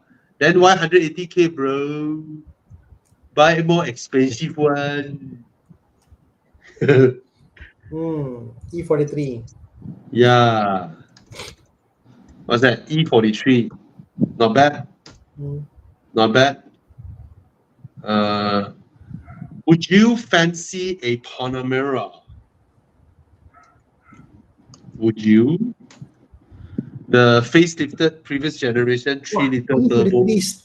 378 still. Oh my god. This is the wagon.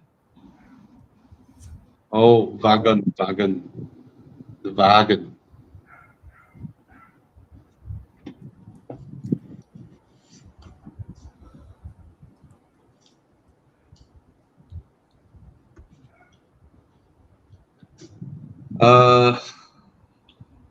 Does Eddie still want to go back to Mercedes?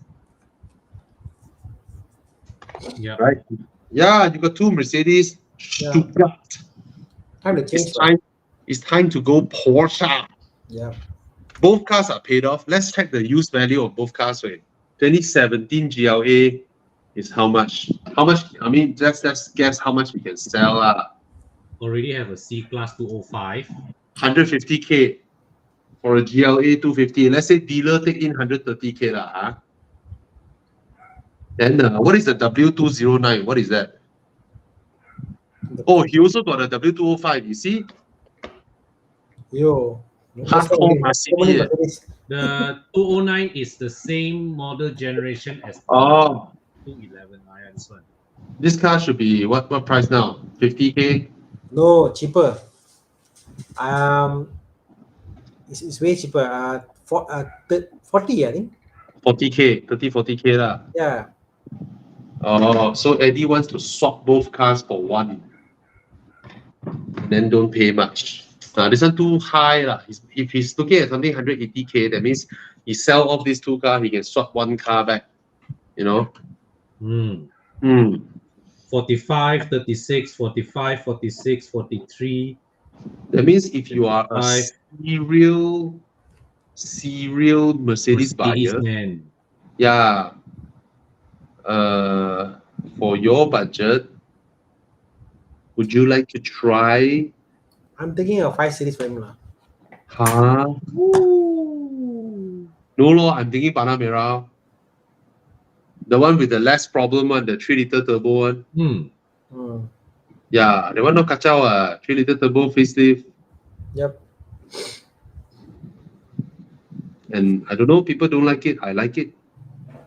It's sufficient lah, power wise. Yeah, 330 horsepower. Yeah, 3-liter turbo, reliable. Low, wow, value a lot higher. 3-liter turbo is a lot more expensive than okay, 3.6. 3.6 bolat no power.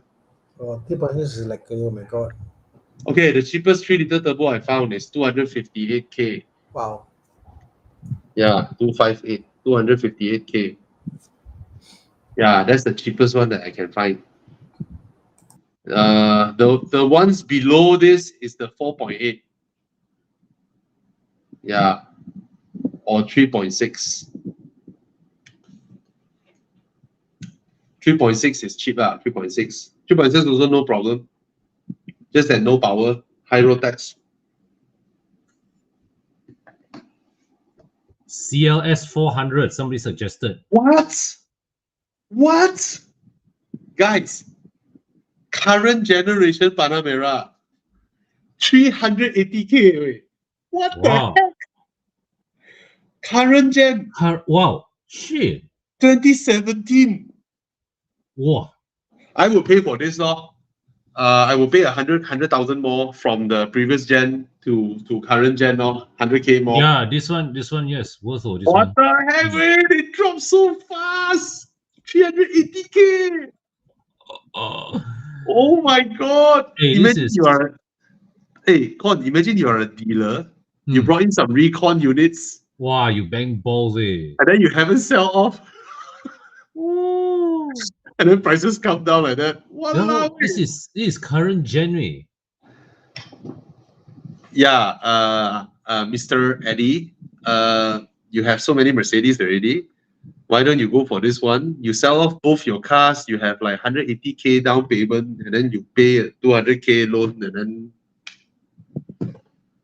you drive a Porsche. Of course, it's 100k more but even the previous gen 3-liter also not bad. That's so far what I can think of. Or you want to, if he wants a curveball, can find, I don't know can find or not, a later year F10 M5, then you go into M territory, then also protects your resale value really well. That will be an M5 probably, but it's going to be an old car. 2012 for cash buy. Wow. Well, no, that's very sedan.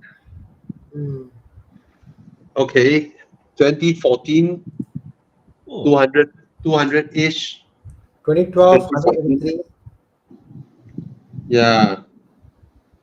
Another 2014, 230, M5. Yeah. That's roughly. Oh, this one also 300 plus. 8 Series Grand Coupe 300 plus. Oh, to think that I have friends who buy it at 1 million.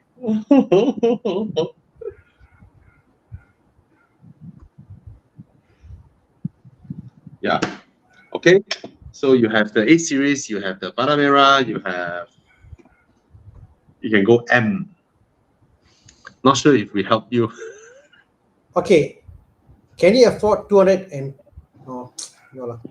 He can whether you want to take loan or not What are you looking at, Thana? M6. M6 is 300k, bro. 350. Yeah. What, this is what? Grand Coupe? 214 M6. Yeah, it's 300K, 10 I year saw old. one for 250. Mm, 214. yeah. Grand Coupe. Yeah, 250K also got Grand Coupe. Mm. Oh, if 250K, I will get the 6 Series over the 5 Series. Yeah. Hmm. So to 250, M6 Grand Coupe. Whew. 256. Not bad, Saya not bad. Mutu Keunggulan. Not bad. Not Same bad. different, correct? Yeah. But again, he's Mercedes people. He looked down on BMW. He can't afford an AMG, That's but the now he can problem. afford No, a he can whether he wants to or not. but Only now can afford an M car. You know, an M car. M car. uh, Okay. Hopefully, he didn't confuse you. so bad. Porsche Why? maintenance okay compared to Mercedes. Suda can't tahan with Mercedes maintenance now. Oh, If you Bobby, cannot I tell tahan you, with Mercedes maintenance, BMW is cheaper. Bobby, Yeah. Yeah. most parts is crazy expensive, you know. Well, then it's good news that BMW is cheaper. You know, BMW. I did some merch and I'm like, why is the part so expensive compared to BM? Like double or triple the price, you know. Mercedes. Because BMW people when they maintain cars how much is the front control arm? How much to change and how much to change the rubber only? Mercedes people will be, oh, take my keys. Let me know the bill later. That's Mercedes people. BMW people ask everything. So bad. All three of us are BMW people.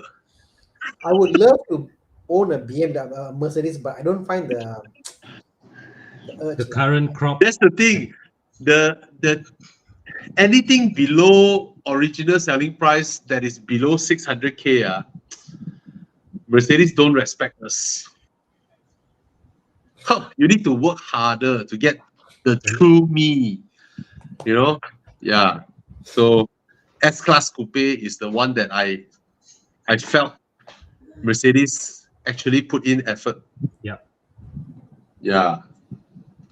The S-Class Coupe. Yeah, Porsche sports cars are reliable. Porsche passenger cars will require a bit more jaga. Hmm. I would say, okay, let me classify. Porsches with Porsche engines are reliable. When there's a Porsche with a non-Porsche engine is a bit manja. Yeah. If that makes sense. Hmm. You know, like through Porsche engines, the engine is reliable. Everything else, maintenance wise, a bit here and there. But Basically, the engine if it's itself, all the thoroughbreds are reliable. The basically ones if that it's are a got Porsche the engine, share engine, got issue one. Yeah. Yeah. so if you see the engine in the engine in an Audi or a VW, you know, in a Porsche, that's going to be questionable, lah. Bro, I tell you, like a Macan, we're doing a Macan valve cover. The 2.0, oh my god, everything I open breaks, coolant line breaks, sun break, just golf what, you know, the engine. Yeah, I'm like, Porsche won't do this way, but yeah, you know, when it's not a Porsche engine, I find that the engine is chantula. Yeah. But it's cheap lah, but still not as. My most reliable car is my BMW. BM for the win. Well, I have a Toyota Crown now, so it's Oh yeah, it came back to you. yeah. Okay, just to answer this guy quickly, a lot of Taycan first batch owners, right, are not people who just about can afford the Taycan. They are people who have McLarens, Ferraris. They are those people. They buy a cheap electric sports cars to play. Now they have played it. They don't mind to just let go. That's the first thing. The second thing is a lot of dealers buy in the recon ones. Yeah. I tell you guys first, when you want to buy a recon, when you want to buy a Taycan, buy from Sime Darby, buy official car, because these EVs require a lot of over-the-air updates, require a lot of software updates and all that, right? And your recon one don't get the support. So prices are coming down, Mm. and also because of UK side, you know, basically the supply is a lot, and people have played with it already, and they let go out into the market. They are on lease, whatever. So there's a lot of imports coming in, recon ones. I tell you, you buy a recon versus official use, the price difference can be, I don't know, 150,000, but it's not worth it. You better buy official. All right. So Just to echo on that, if you look at the world Porsche worldwide report on Taycan sales, even worldwide and also Malaysia, most Taycan owners are first-time Porsche owners, which means they buy into a Porsche because it's cheap, it's whatever they can do it. They're like, not Yeah. for me, and get out of it. So the segment itself is not majority Porsche owners. yeah. Lah. So at the end of the day, right, is the market price is you want to sell your car, and a lot of people at the same time also feel like selling their car. So there are actually there are trends on, you know. So like when one car arrives, it's hyper popular, everybody buy. 3 years later, everybody together want to sell. Then the market will be compressed by all the availability of stocks, right? And some people don't mind, right? When they buy the car, they drop a 400,000 down payment, and then they take another 400K loan, you know, or 300K loan. So they don't mind. They don't mind. That's why they can accept a low resale value. I mean, if you take from the bank, right, 90% loan, you know, you think you can sell so quickly, and you can't also. No. So anyway, that's how the market trend is lah. But it's a fantastic car. It is. It's a fantastic car. Okay.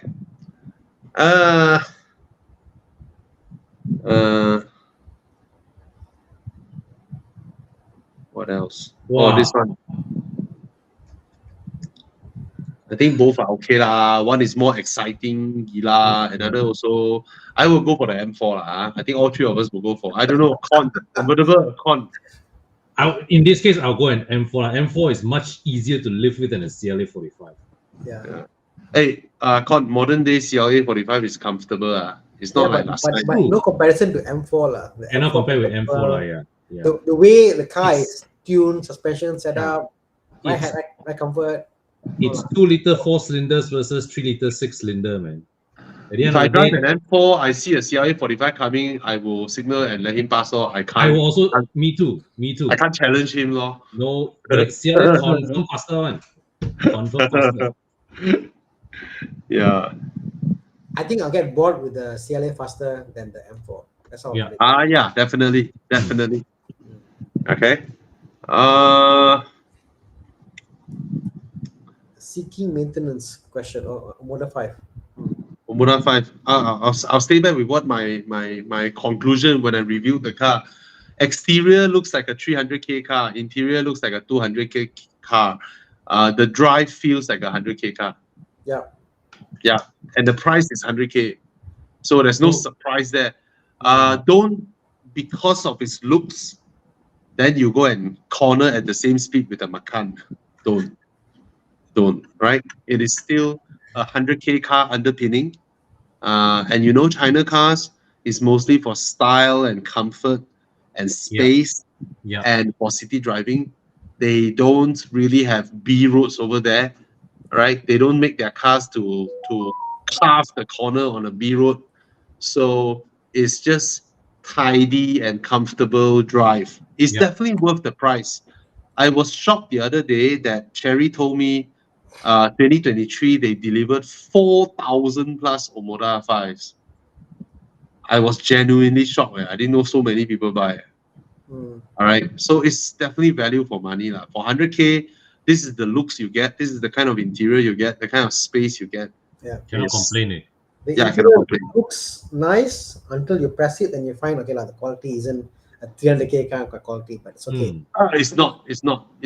The looks only. I say the looks of the exterior feels like 300. The looks of its interior looks like 200. You know, but at the end, it's a 100K car lah. Okay. Yeah. Okay lah, fair enough lah.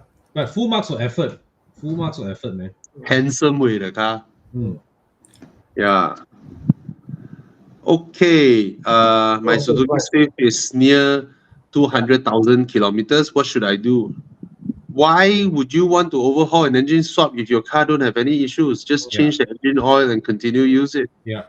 There's no need to. I would say we spoke about earlier. Check my engine, the checkup, engine service, whatever. Yeah. Do the checkup. See the condition of the engine. Make an assessment. But the moment you find that there is an issue, for example, like there's blow by, let's say there is probably water and all that stuff, then then in that case I won't overhaul. I'll do an engine swap because it's cheaper to engine swap. Go for other options. You give to a car a new lifespan. That's what I will do personally, Yeah. But generally, Japanese engines are really well engineered. Yeah. For them, I mean, if you change your oil, properly, upgrade your whatever parts, you can upgrade them. Your brakes can be upgraded. Just do maybe it's now service. 260,000 kilometers. Yeah. On second gearbox. Gearbox didn't last, but engine lasts. I don't expect a 2011 Swift to need an overhaul unless this car has been badly maintained. Then actually, guys, just change your oil frequently. That's the best thing you can do for your engine. Really. When they say overhaul, I mean, I question them why over. I mean, what is the purpose of the overhaul? Because if they're a top overhaul, what's the point? The cylinders are all fine. I know. Right. Most overhauls were done through coercion by the workshop mechanic. Yes. They love it. Good money. They love it. Whether I change or not, you won't know. Correct. Yeah, you're right. I got a case came through. A lot.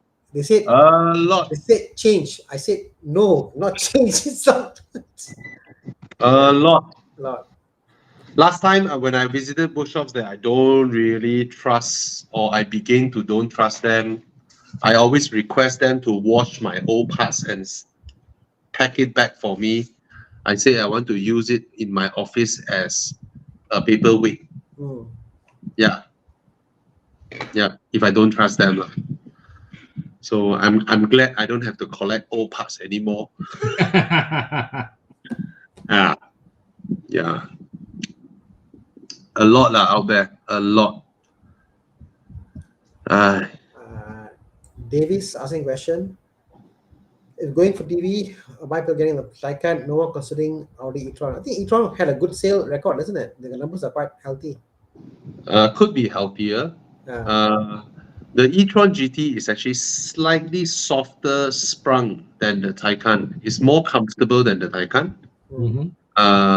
We also felt the interior is a little bit more well built.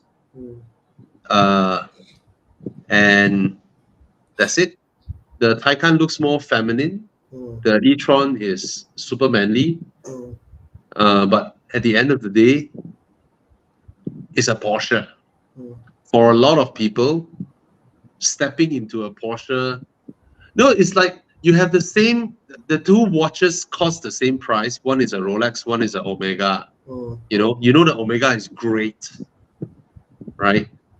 But that's the thing, no? I just find the e-tron GT to be a better car in a lot of ways than the Taycan. I mean, to me, personally, I just find that the way to me, the seats in the Taycan, I just cannot stand. I cannot do long distance on the car.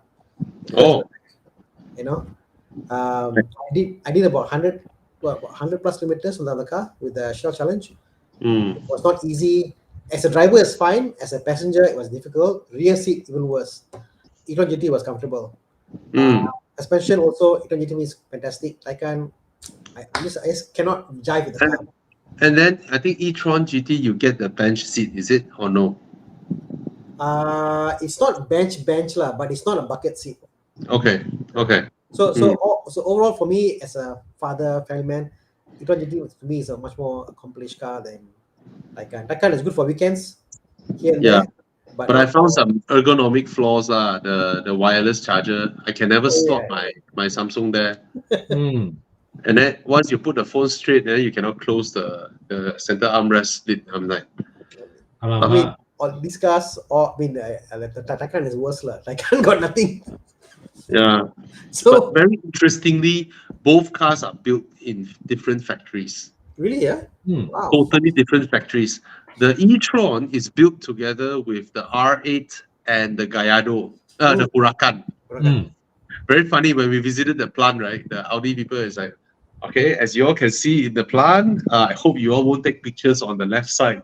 Because on the left side is a row of Huracans. But styling wise, I prefer the e-tron. I like the e-tron's stance better. I do until I sit back and think it's only about who comes first.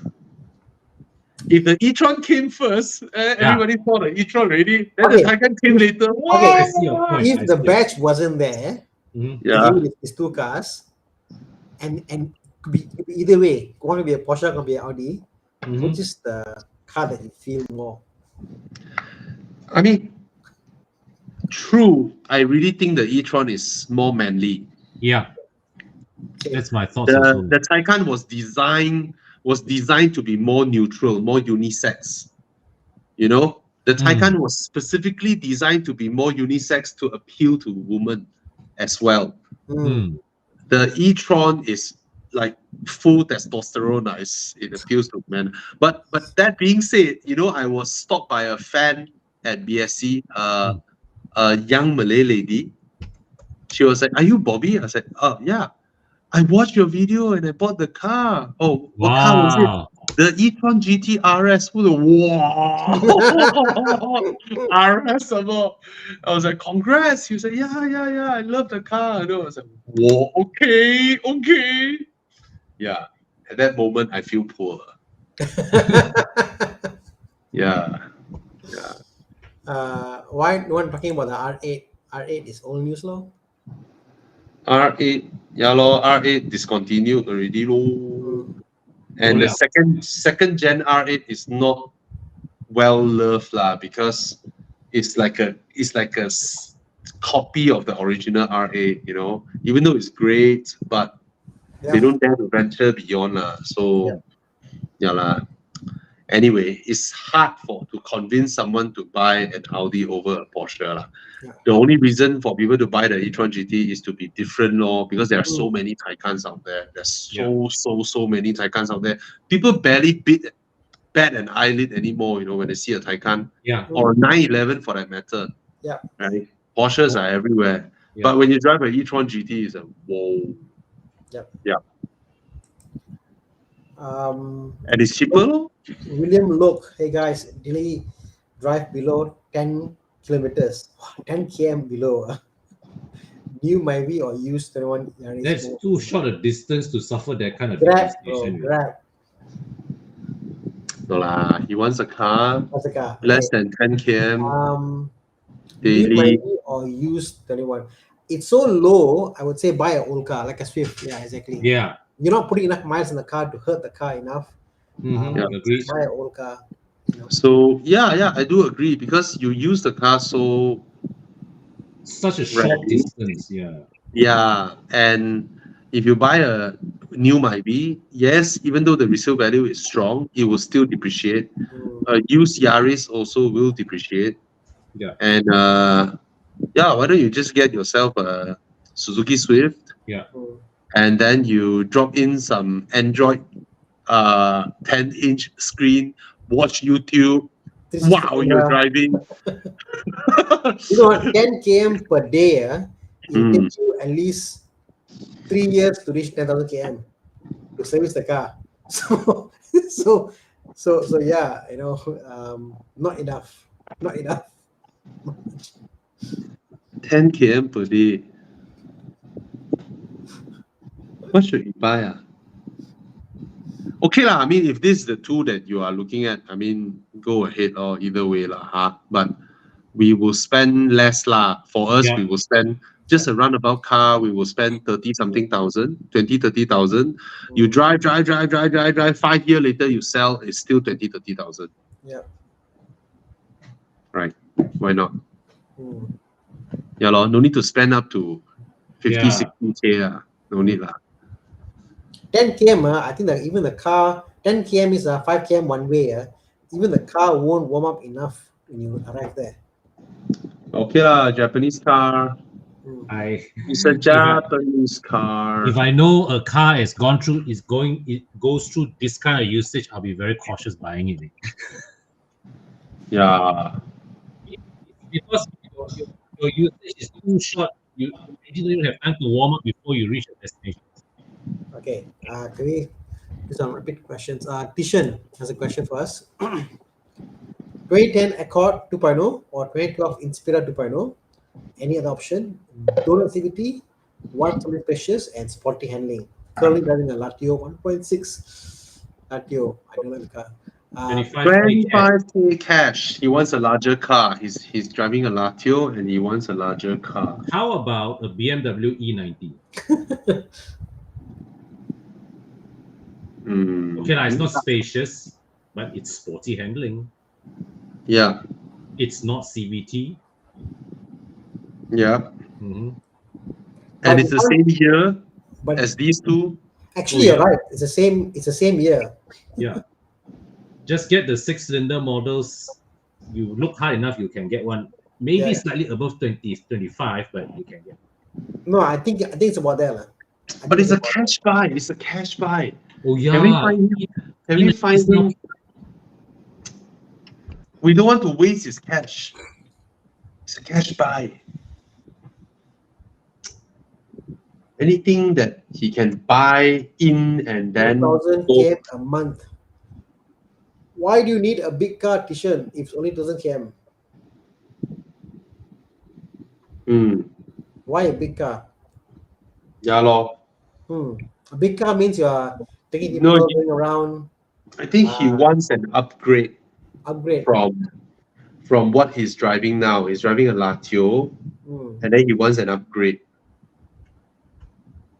I think the E90 is a fantastic value buy, that's for sure. But maintenance and all that can be cheaper. Can't go wrong. 323 facelift. No matter how, the maintenance will be higher lah. Yeah, that's a fact. It will be higher. It will be higher. Sad enough, all the cars I've seen, Bobby, the E90s, you have to go through the one round. I'm trying to find one like no need to go through, except my car. My car's perfect. My car is beautiful. But every car I've seen, valve cover, it has to go through the cycle. Oh, I cannot fit into smaller cars, including Vios and Yaris. I see. Then you need a European car. Big car. But okay lah, it's options. What else can we find him? That is. I think okay lah. Accord is fine, I guess. Comfortable. You don't want to take a loan, Tishan? You really don't want to take a loan? No loan at all? Oh. Really? Oh.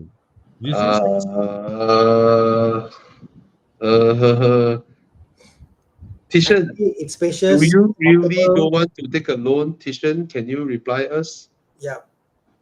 I mean, this car is good, if you ask me, Bobby. Huh? It's bulletproof. Never an issue. I wouldn't call it bulletproof. It's bulletproof, I would say. Oh, this one is a 2.3. Yeah. The handling is so good, you don't need ESC. Yeah. Center it's a larger car. I know. Accord lah. Nothing wrong with Accord lah. Huh? Can't go wrong with Accord lah. Ayo. Plan as it may sound, low maintenance, low mileage use, big, comfortable, no drama. Wait. Okay, I found your car. Oh, he's saying wouldn't mind a loan if it's a 270 car. Ooh, Lexus. A Lexus GS 300 is better than all the options that we just mentioned. Mm. How much is this one going for? 25. Wow. Yep. 25. Oh yo. 3.0. You want black? You want black color? 28. Okay. This is the one to go for. Okay, it's reliable, it's spacious for the front now, huh? And it's a Lexus. It's bulletproof. Nothing will go wrong. And it's way, way, way more comfortable than your Latio, Accord, whatever. Someone mentioned Toyota Crown. No, Toyota Crown, you cannot find parts. Lexus GS, you can find parts. Okay, very easy. Not hard to maintain. It's everywhere. Parts are everywhere. He did say he doesn't mind taking a loan now if it's a newer car. 2017 and above. Yeah. I mean, if I'm you, 25K cash, you go into Lexus GS. It's there. You can use the car. Next time you sell, also this price. The thing is this, certain used cars, right? Over time, the interior deteriorates, and it's frustrating because they are not broke. It doesn't make sense to replace them. And it's not easy to replace interiors, especially a 2010 Pradana Accord, that model. And a Lexus interior, after so many years, everything will still be intact, solid, Whereas the others would have been like a rave party anyway inside. So that is the frustrating thing. It's not broken, but it's there making silly noises. You're like, what the heck? Help. Saying hi to you every time you get in the car. Yeah. But Lexus is different. It's different. You can't get a Toyota Crown for that money. Even though Toyota Crown by right should be lower, but most of them are priced like 80,000, 70, 80,000. Even the one that I own, the value is at there. There is a cult following with the Toyota Crown. There is no cult following with the Lexus GS. So, yeah, that's how it is. What are your thoughts? I think that's a great choice. Minus the Rotex. Yeah, Rotex is high, but you use the Rotex to offset your other things, lor. Yeah, it's 2,000 ringgit, lor, the Rotex. Okay, put it this way. The GS will depreciate less compared to the Accord. It won't depreciate already. Won't depreciate, yeah, less lah. So it's just hedging against that, so it's fine. Yeah. I want to answer this one. What's the most reliable Conti car? 1, 2, 3. BMW.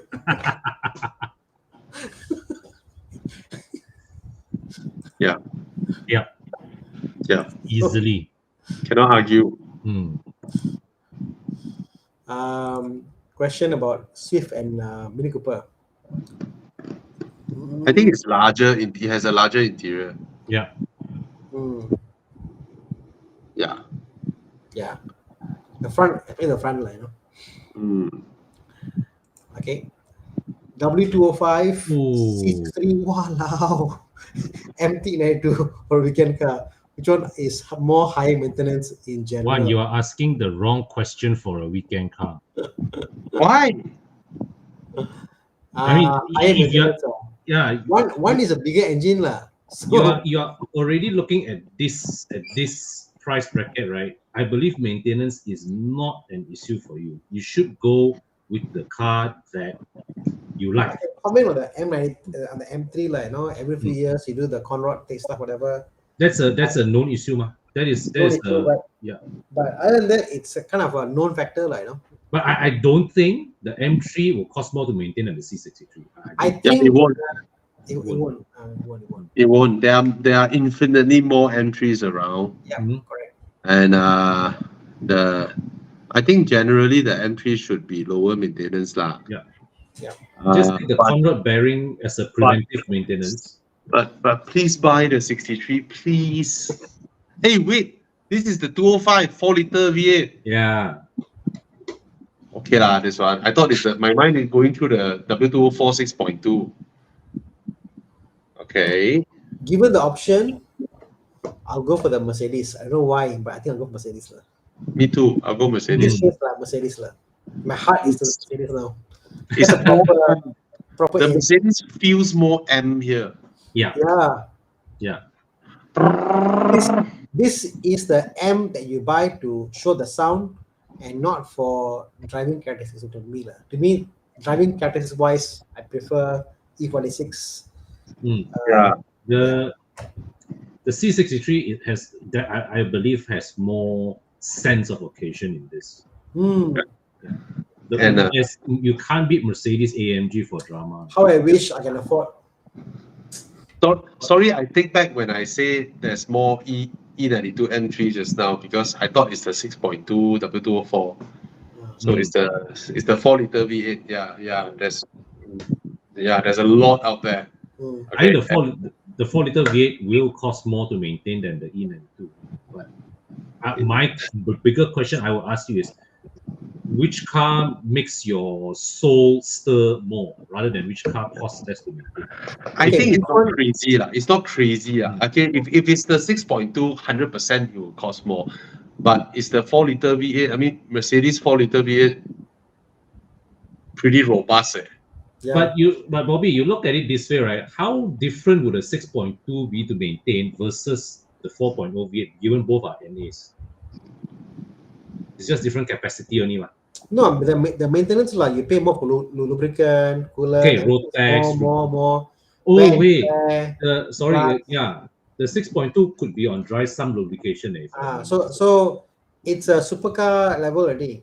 The engine oil volume is a lot. If you go and watch a lot of those videos about the 6.2 W204 it is still those where I think I've watched a few where they say, oh, this engine has this weird design thing, that will cost what, it's just those things that not many mechanics out there are exposed to and know where to find the problem.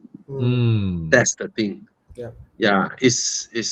But of course we're not talking about a 6.2 here we're talking about a 4-liter I think you're right. I think a lot of things because there are lesser big engine workshops who have a volume. Overseas, You see, like this guy here, Clyde Chai said E92 M3 owner here, maintenance cost lesser than my GLA 45. There you go. One is a 2-liter turbo, the other is a 4-liter V8. So just now our answer is correct. What's the most reliable Conti brand? BMW. Yeah, BMW. Okay. Hard question it's a hard question to answer. Something more detailed you can answer, but this is like very generic. 10K and below, a lot of cars lah, so can't answer. Yeah, I can't answer you already lah. 10K. How about this one? Is the M okay? How about this one? M340. I think it's M340. Yeah. Okay. M340 better than a CLA. No, I think he's talking about the 330 M Sport. 330 M Sport. Okay. Yes, it's better. Yeah. Okay, I like this question. I like this question. I currently own an IS300. Oh my god. Looking for an upgrade. Alfa Romeo 2.9. 2.9 means the Giulia Quadrifoglio. Is it? Maserati Gran Turismo 4.7 F-Type Jaguar daily drive car. Oh, he owns the IS300. Looking at the Alpha, the Maserati, or the F-Type. Oh, I see. I get the question now. Wow, from IS all the way here. My God. Salute. Yeah. All these three cars, right? You're talking about reliability and maintenance. You're looking at the wrong criteria. Well, he also wants to know a little bit lah, I guess. I think all three of them are, in those charts where they measure reliability, all of them are at the bottom quadrant lah. At the lower left quadrant. The Maserati is not really there lah, actually. Well, generally they're there. Not really there. He just need to put one more option here, Land Rover. Then he took up the whole quadrant already. I guess to quantify here, the problems will be all the other stuff, radio, interior. Those are the ones that have an issue with all these cars. The Alpha, the Maserati, the I think in his case, the first one he would eliminate is the Alpha, because a lot of people can't even diagnose the car here. Yeah, you can't. For the Alfa Romeo, you need to, general oil change and all that, there are people here who can do it lah. But whenever you need to do like a proper diagnostic and all that, or software flashing, upgrade of software and all that, we have gotten word that Singapore Alfa Romeo will give full support. So you have to do it in Singapore. All right, that's it, at least as far as what I know lah. Probably somebody has bought a diagnostic for Alfa Romeo Giulia Quadrifoglio. I'm not sure yet. It's the hardest to source for support, I would say here, the Alfa Romeo. But it is also the car with the highest street cred here. Yeah. Right? You drive a Alfa Romeo 2.9, you go to any supercar event, nobody will kick you out. Nobody. Right? And it has it's the biggest performance car here, 500 horsepower, proper shit. People will come to you, surround your car, wah. Then the F-Type Jaguar will be the second one that gets the wah thing for a while. Then I guess the Gran Turismo will be the one that is the most low-key here. Sounds the best though, and probably the most spacious here. The Gran Turismo has better ingress, egress than the Alfa Romeo Giulia, even though the Giulia is a 4-door. Right. So if you want sound, practicality, then the Gran Turismo is not a bad choice. But then it's out there already. People know about this car already. Nobody gives a damn, that kind of thing. So for me, a proper upgrade is the Alfa Romeo, but the problem that comes with it will be the support law. All right. F-Type Jaguar is a proper sports car amongst these three here. Generally being compared to Cayman, sometimes being compared to 911 also. So then we fall back to which one would you pick up? I think I like the Alfa Romeo the most. Okay. Yeah. Okay. But I think as if you are talking about reliability and for maintenance purpose, there's no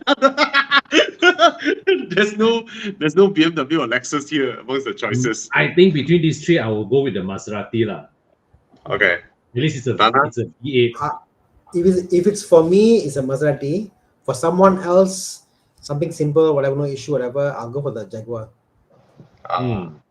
For me, different lah. I want paint a different like no, but for someone else, lower level tolerance, I'll go for the Jaguar. Okay. Yeah. So there you have your answer. For me, this three. I think I like the Jaguar also. Yeah. For drama, but performance, Alfa Romeo lah. I wouldn't wish the pain I have on you. So for you, I'll say go for Jaguar. But the thing is, I never liked how the Giulia Quadrifoglio looks. I don't like how it looks. I know it's a power. It's a car with cult status. That's it. Yeah. Other than that, I love the Gran Turismo. I adore looking at Jaguar F-Type. Yeah. That's about it. Probably the Gran Turismo for me. Okay. Chiang, do we have Dude, Where's My Car? Question. Would a 5-year-old Alza liable to drive from Johor to Bangkok? We know cars of 30, 40 years can go from here reliable to Bangkok. Of course. Pace yourself, any car. If your car can start and go, the car is fine to go. Let's just go ahead and do it. The whole premise of Perodua as a company is to produce reliable and low maintenance cars for people to drive long distances. Yeah. Right. So it will be reliable to drive all the way to Bangkok. No The problem. only reason we are asking Johor to Bangkok, because for us it's like, super far distance. But imagine if we are not Malaysians, we are Thais, right? So from Chiang Rai to Bangkok is just as far. For them, it's like, people from a bigger country, they just drive. So But then again, if you say someone in let's say in Phuket, you say, "Oh, I'm going to Bangkok," they're like, "Wow, you're crazy." Yeah. So even in Thailand, they're shocked we do these things like. yeah, it's a huge country. Like Vietnam, right? From the lowest part to the highest part, to the northmost part. Okay. Last question. Let's get it done. It's a good buy. It's a fantastic buy. The XC40. The EX30 is smaller than the XC40. Okay, it's gonna be smaller. So if you have a good deal on the XC40 now, expect that when the EX30 arrives, the XC40 prices will definitely be higher than the EX30. So, but the EX30 looks proper modern, and it's definitely coming this year. So if you want to wait, you can wait. It's 100% coming this year, but it's also 100% noticeably smaller than the XC40. All right. Okay, let's go into Duke. Where's my car? Yay! Duke, where's my car? Come on, let's scan the code, guys, and join us in this small little game of ours. How to scan the code? Scan, please scan. What are you doing? Hey, I couldn't scan.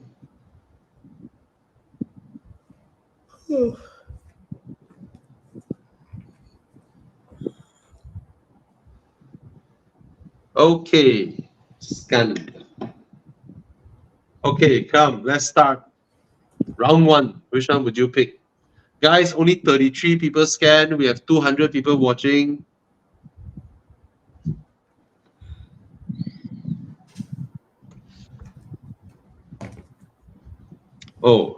Quickly, I'll answer Brandon Lin while we're waiting for people to scan, okay? Understand the suspension is it okay to be a family car if I change the suspension or find the... It's totally okay, Brendan. It's totally okay to get the G20 M330i and then do something with the suspension to soften it. Yeah. All right, perfectly okay. I think Right, I also heard from other viewers that they upgraded the system. It wasn't as what we got. The one that we got was like a first batch. I hear it's been improved now, so go and drive yourself to figure out. The facelift ones now, they have the choice of adaptive suspension. I believe that changes everything. Yeah. Okay, if you get the adaptive, then you don't even need to bother about changing the suspension. Okay. Quick one, S60 is a good buy. Go ahead. Okay. And as far as plug-in hybrids are concerned, Volvo is the most stable so far. Okay. Anyway, what's our choice? That's an M2. Is it an M2? No. Oh. M140i. 120i. Oh, 120i. I wonder what's the theme today. Oh, hot hatch. M120i or a Suzuki Swift Sport. 1.6 turbo or 1.6 NA. Yeah, front wheel versus rear wheel. Wow. I hate the 120. Sorry to say. But it's a 2-liter turbo rear wheel. No, this is the Prince engine. Oh, Prince engine. But Thana, why you hate the 120i? Oh, so many quirks with the car, the way it drives, a bit.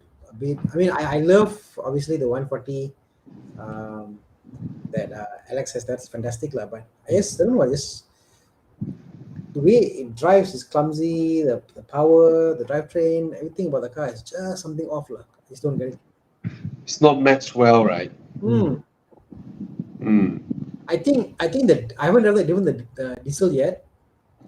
I think the diesel could be better for what it's supposed to be. I have no idea, but I have a feeling the diesel is better. So, But it's rear-wheel drive, bro. bro, Rear-wheel drive, bro. I don't mind. Rear-wheel drive hatch, bro. You don't get rear-wheel drive hatch anymore, bro. Maybe if we swap in a different engine. Yeah, it's the engine that's the drawback. Right? Yeah, engine, right. It's the letdown is the engine. The only, well, other than the 140i, the next good engine that came with this car is the 125. Yeah. Hmm.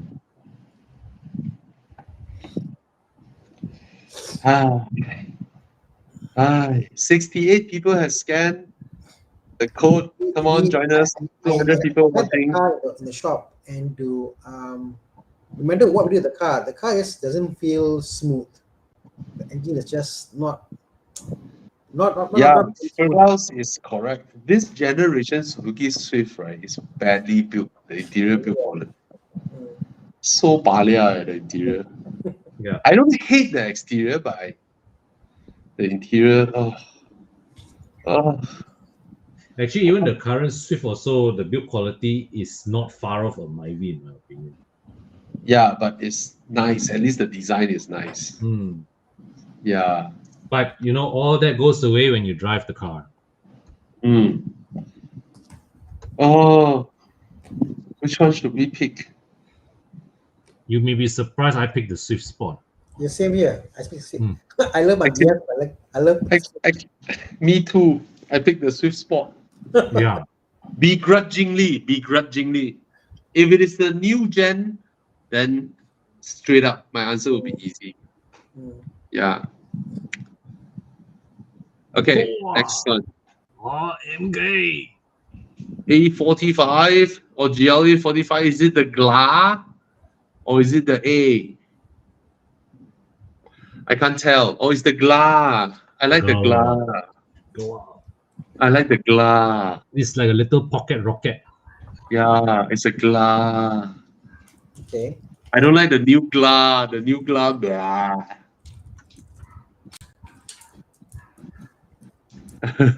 What is this? Oh, GR. Wait, Yaris or Corolla? Yaris. This is the Yaris. Oh my God! I never thought it was difficult. Well, this is a good one, huh? This is a very good one. Very good. I voted already. Yeah. I thought I picked the GLA, you know. Now I like this GR Yaris. Oh my God. Yaris for me. I'm stuck, lah. Really? Yeah. I'm stuck because the GLA 45 is extremely potent. But the GR is way more potent than the GR Yaris. Yeah, but the GR Yaris has got some magic feel to it. But the build quality, the car, like the bumper and all that, you know, the car is interior. like car, you know, it's like it's not up there, like, you know. This is hard, lah. My own money, I want to spend. I'm stuck. I voted, and my reason is weird. Come share.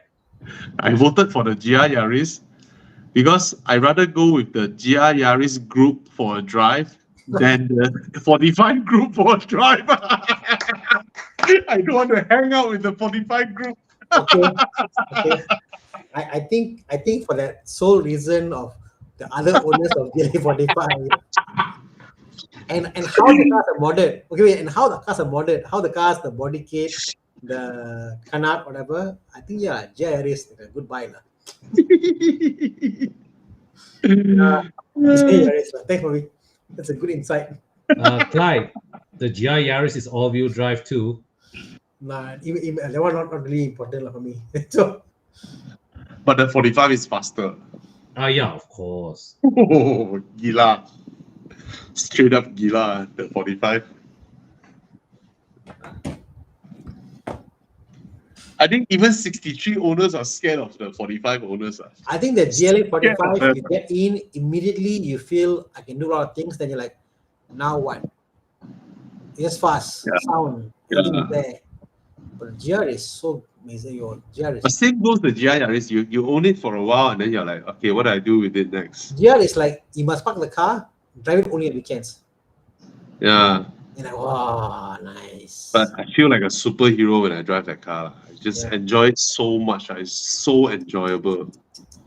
It has that rare, very few cars give you that kind of organic, intuitive handling. Yeah. The GR Only- Yaris gives you that. The only glass car- is yeah. mostly the engine. It's the Yeah. engine. Yeah, the engine dominates the driving experience. Yeah. If that engine, Mercedes opened up for all other car makers to use, imagine that engine in the GR Yaris. Walao eh. That's the Gila engine. The only car in my life, Bobby, I've driven up Yeah. up Genting, 8, 1, 2, 3, 4, 5, 6, 7, 8 was a GR Yaris. 8. Yeah. 4 times up, same day. Mm. So enjoyable. I would like to say that Mercedes is the best engine builders. I think that's a very fair point. Right. They are 2-liter AMG, they are 3-liter AMG. But that's only if AMG works their magic on it. Yeah. But then the new gen BMW B58 also walande. Yeah. Wow, that I think is one proper engine. I think the BMW engines are creamier, but not as rowdy as the AMG engines. Oh yeah. In terms of sheer drama, Mercedes I like AMGs S engine lah. You go for the AMG, for the M engines different, But The 4.4 V8 cannot lah. The BMW 4.4 V8 cannot. It's not in the same league as the Mercedes They- 4-liter. they just don't want to. It's not even in the same league as the Audi 4-liter. True. That cannot. That 4.4 block dates back at least 20 years. Yeah, crazy, yeah. Yeah, lor, they don't want to. They don't want to invest in But then they are 58. Okay lah. Yeah. Anyway, come round 3. That's a good one. Oh, that's a Cayman. The Cayman. Manual. Cayman manual 2.7. With that bottle of oil there. Engine leak. Mobile one. The Cayman is so practical, super practical for a sports car. Bobby, that it's practical. Boxster also practical. Boxster got infinite headroom. More practical. Back then when I had my first son, right, then I have a friend who has just now the Lexus GS, the 25,000 one. He has that at home, and he also has a Cayman. Okay, his Cayman is the 987 Cayman. So first time parents, we buy those giant prams, giant big wheels with suspension, and then you take out the basket, you can fold the whole thing, right? And then with all 4 big wheels there, he cannot fit that pram into his Lexus GS, but he can fit it into his Cayman. After you take out the basket put in front, the basket in front, and then the whole pram just lay down behind, and then he can close the hatch. Whereas his Lexus, right, there's no way he can fit the thing in, damn funny, right? He's like, what the heck, my sports car can bring my pram. But I don't know whether it's, I know people do it, I don't think it's meant for you to put things on the parcel shelf. I think it is, because you look at the net. Look at that picture. Just saw the picture. Yeah. It is damn practical. There's the bar there. There's the bar across that. The strap.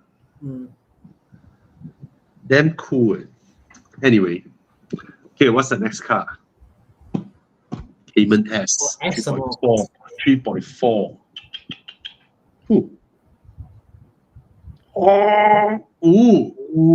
E90. E92, M3. Which car is faster, Thana? Faster. I would think the Cayman S now. Lighter. Power to weight ratio. Yep. I made my choice. Oh yo, why am I buat struggling today? pilihan aku. Today I'm struggling. Oh, I'm not What's the struggling. struggle? I didn't struggle. The E92, I know like the shape, everything about the car is nice, but the shape. Sorry, bro. The shape is gorgeous. To me, the E92 M3 is one of the most beautiful car in the world. In the world. I go for the sound lah. Look at the overhang of the E92. Look at the front overhang. I just love cars that have short overhang. I need to drive my E92 more often. BMW E92. Con, what's your answer? E92. Yeah. Okay. I went for the M3.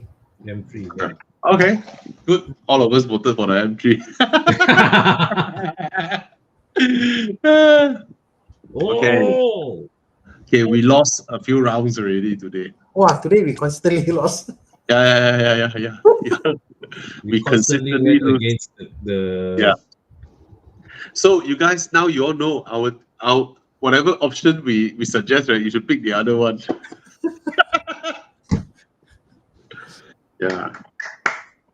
Yeah. David Lim says the coupe is better than the cabrio. I know. I think I like the look of the cabrio also. Yeah. The convertible 93. I would struggle a lot more if it is the Boxster. But Cayman, then I'll go M3. I'm not a fan of the Cayman, put it this way. You need to put me in a very special Cayman for me to say I want a Cayman. Cayman doesn't erupt me. Well, Vios. what else? The inline six engine is longer than a V8, I think. Yeah.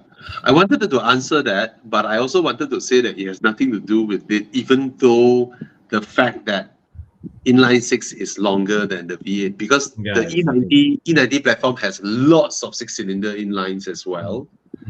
It's just to do with pedestrian crash and all that. You need way more room in front from the engine to the bumper, so it's mostly if you open the bonnet, you will see from the bumper to the start of the engine, it's just a bunch of plastics, fans and all that.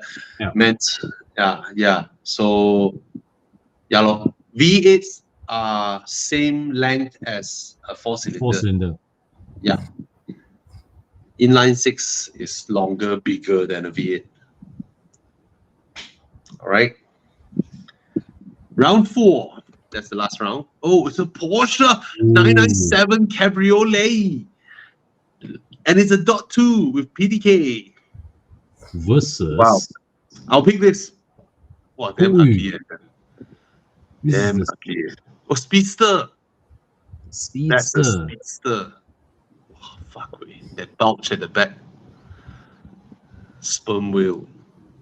Okay, what's the next option? What are we? Another Porsche? Turbo. Another Porsche. Speedster or GT3? GT2 RS. Wow. 997 Speedster. I think the engine is standard 3.8, right? Non-turbo. Yeah, standard. Yeah, I think that's the reason Jiang put it here. I picked decision is made. But the GT2 RS is like a unicorn. Right? It's worth a lot of money. But why would I want a GT2 RS? Because it's fastest. Yeah, but it sounds like a vacuum cleaner. True, but that's like the what the car or the company can make of the car, like how light you can make it, how fast can you make it. Pinnacle.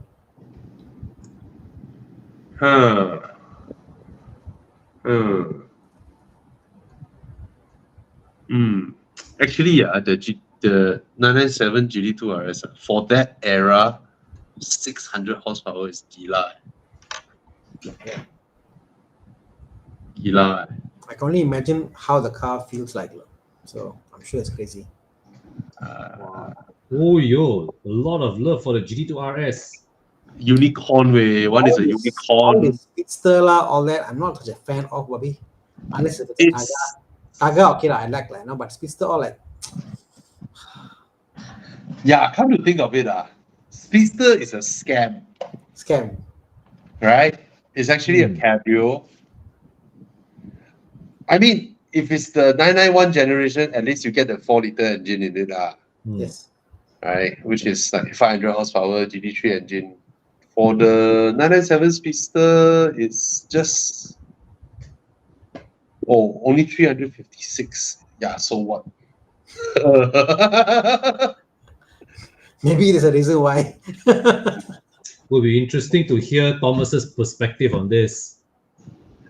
Yeah, but it's damn ugly, right? This 997. Yeah, this speedster is damn ugly. 400 horsepower, 3.8 flat 6. Versus GT2 RS. Yeah, but why do I wonder? I don't need the speed. Oh, okay lah. GT2 RS are prettier lah. Yeah. Prettier. Speedster is like, my god. 991, I'll go for Speedster anytime. Because it's gorgeous. And it gives you something different. Yeah. This one is like, it's like I buy the aftermarket cover and just cover my soft top. And that's it. You know, they sell speedster humps for Boxsters and all that. It's a kit. It's a kit from, I think, Porsche also at that point in time. Really? So, yeah. Bugger, when you close the roof, it looks exactly like a cabrio. It's a freaking scam. You look at the Tiang, you try and find Porsche 997 Speedster roof close. Bugger, it's a scam. After you close the roof, right, you are just a 997 cabrio. Huh? Yeah, What? when the roof is closed, it's exactly like a 997 How? cabrio. That's How? it. How? I think you have to take off the hard top lah. The thing you have to take it off lah. Are you serious? I think so lah. Oh no. my God. The whole roof mechanism is different. The whole cover is the entire piece. Okay. Instead of just the, you know Porsche 911 cabrios are beautiful. They have that curved metal that goes to the No, back. but where's the hump? The hump is together, together up, together down, lor. So with the close, I can't see the hump. Under the roof lor? Inside, lor. Inside lah, inside. Yeah, Inside. You see lor? Inside, lor. Blocking your view, lor. So the hump is hidden when its roof is closed. Yeah. Okay, I saw Oh the hump. my already. I saw the hump God. already. I found the hump. I found the hump. You can see the hump through the windows. Oh my God. Stupidest thing ever. So it looks exactly like a 997 convertible. Oh. Okay. God. I'm so glad I chose the GT2 RS. It's a scam. It's a scam. Yeah. Silly hump. Pretty. Yeah, it's ugly. It's ugly. Yeah, this looks like a Sunway body kit special gone wrong. See, it looks exactly like a 997 convertible. Okay. Oh my god. It's a Looks so funny. scam. It's a scam. Ayo, looks like a going to be a Panamera soon. Yeah.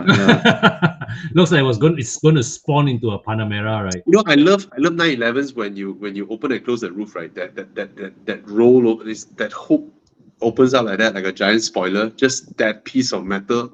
It looks so cool. Instead of an entire thing, it's just that piece. That's the magic. And then this one turned it into an entire piece. Bloody hell. Okay. Done. Chiang. Let's let Chiang out. Do we still have anything? Is this This is the last one. Okay. Thank you so much, guys, for tuning in, for joining us. Hope you all had fun. Sorry Thomas couldn't join us. And if you want to wash your car, go to Evo Club Car Wash. All right. And then if you want any technical mechanic stuffs sorted out. Yeah.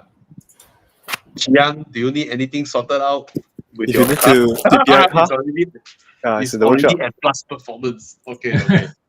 So hope Thana can help you out soon. Okay, guys, remember buy that motor checkup thing. Okay, that piece of paper for you to test your engine oil. And one more thing, guys, from now until the end of February, you know, if you want to buy tires, you get a lovely pillow from Michelin. You have to go and get it. Okay, this thing is limited. All right, it's a pillow, but then there's a zipper. You open the zipper, you take out a blanket, and then the pillow has 2 pockets for you to put your hands in. So it's perfect for when you and your girlfriend Netflix and chill. At first, she's holding that pillow.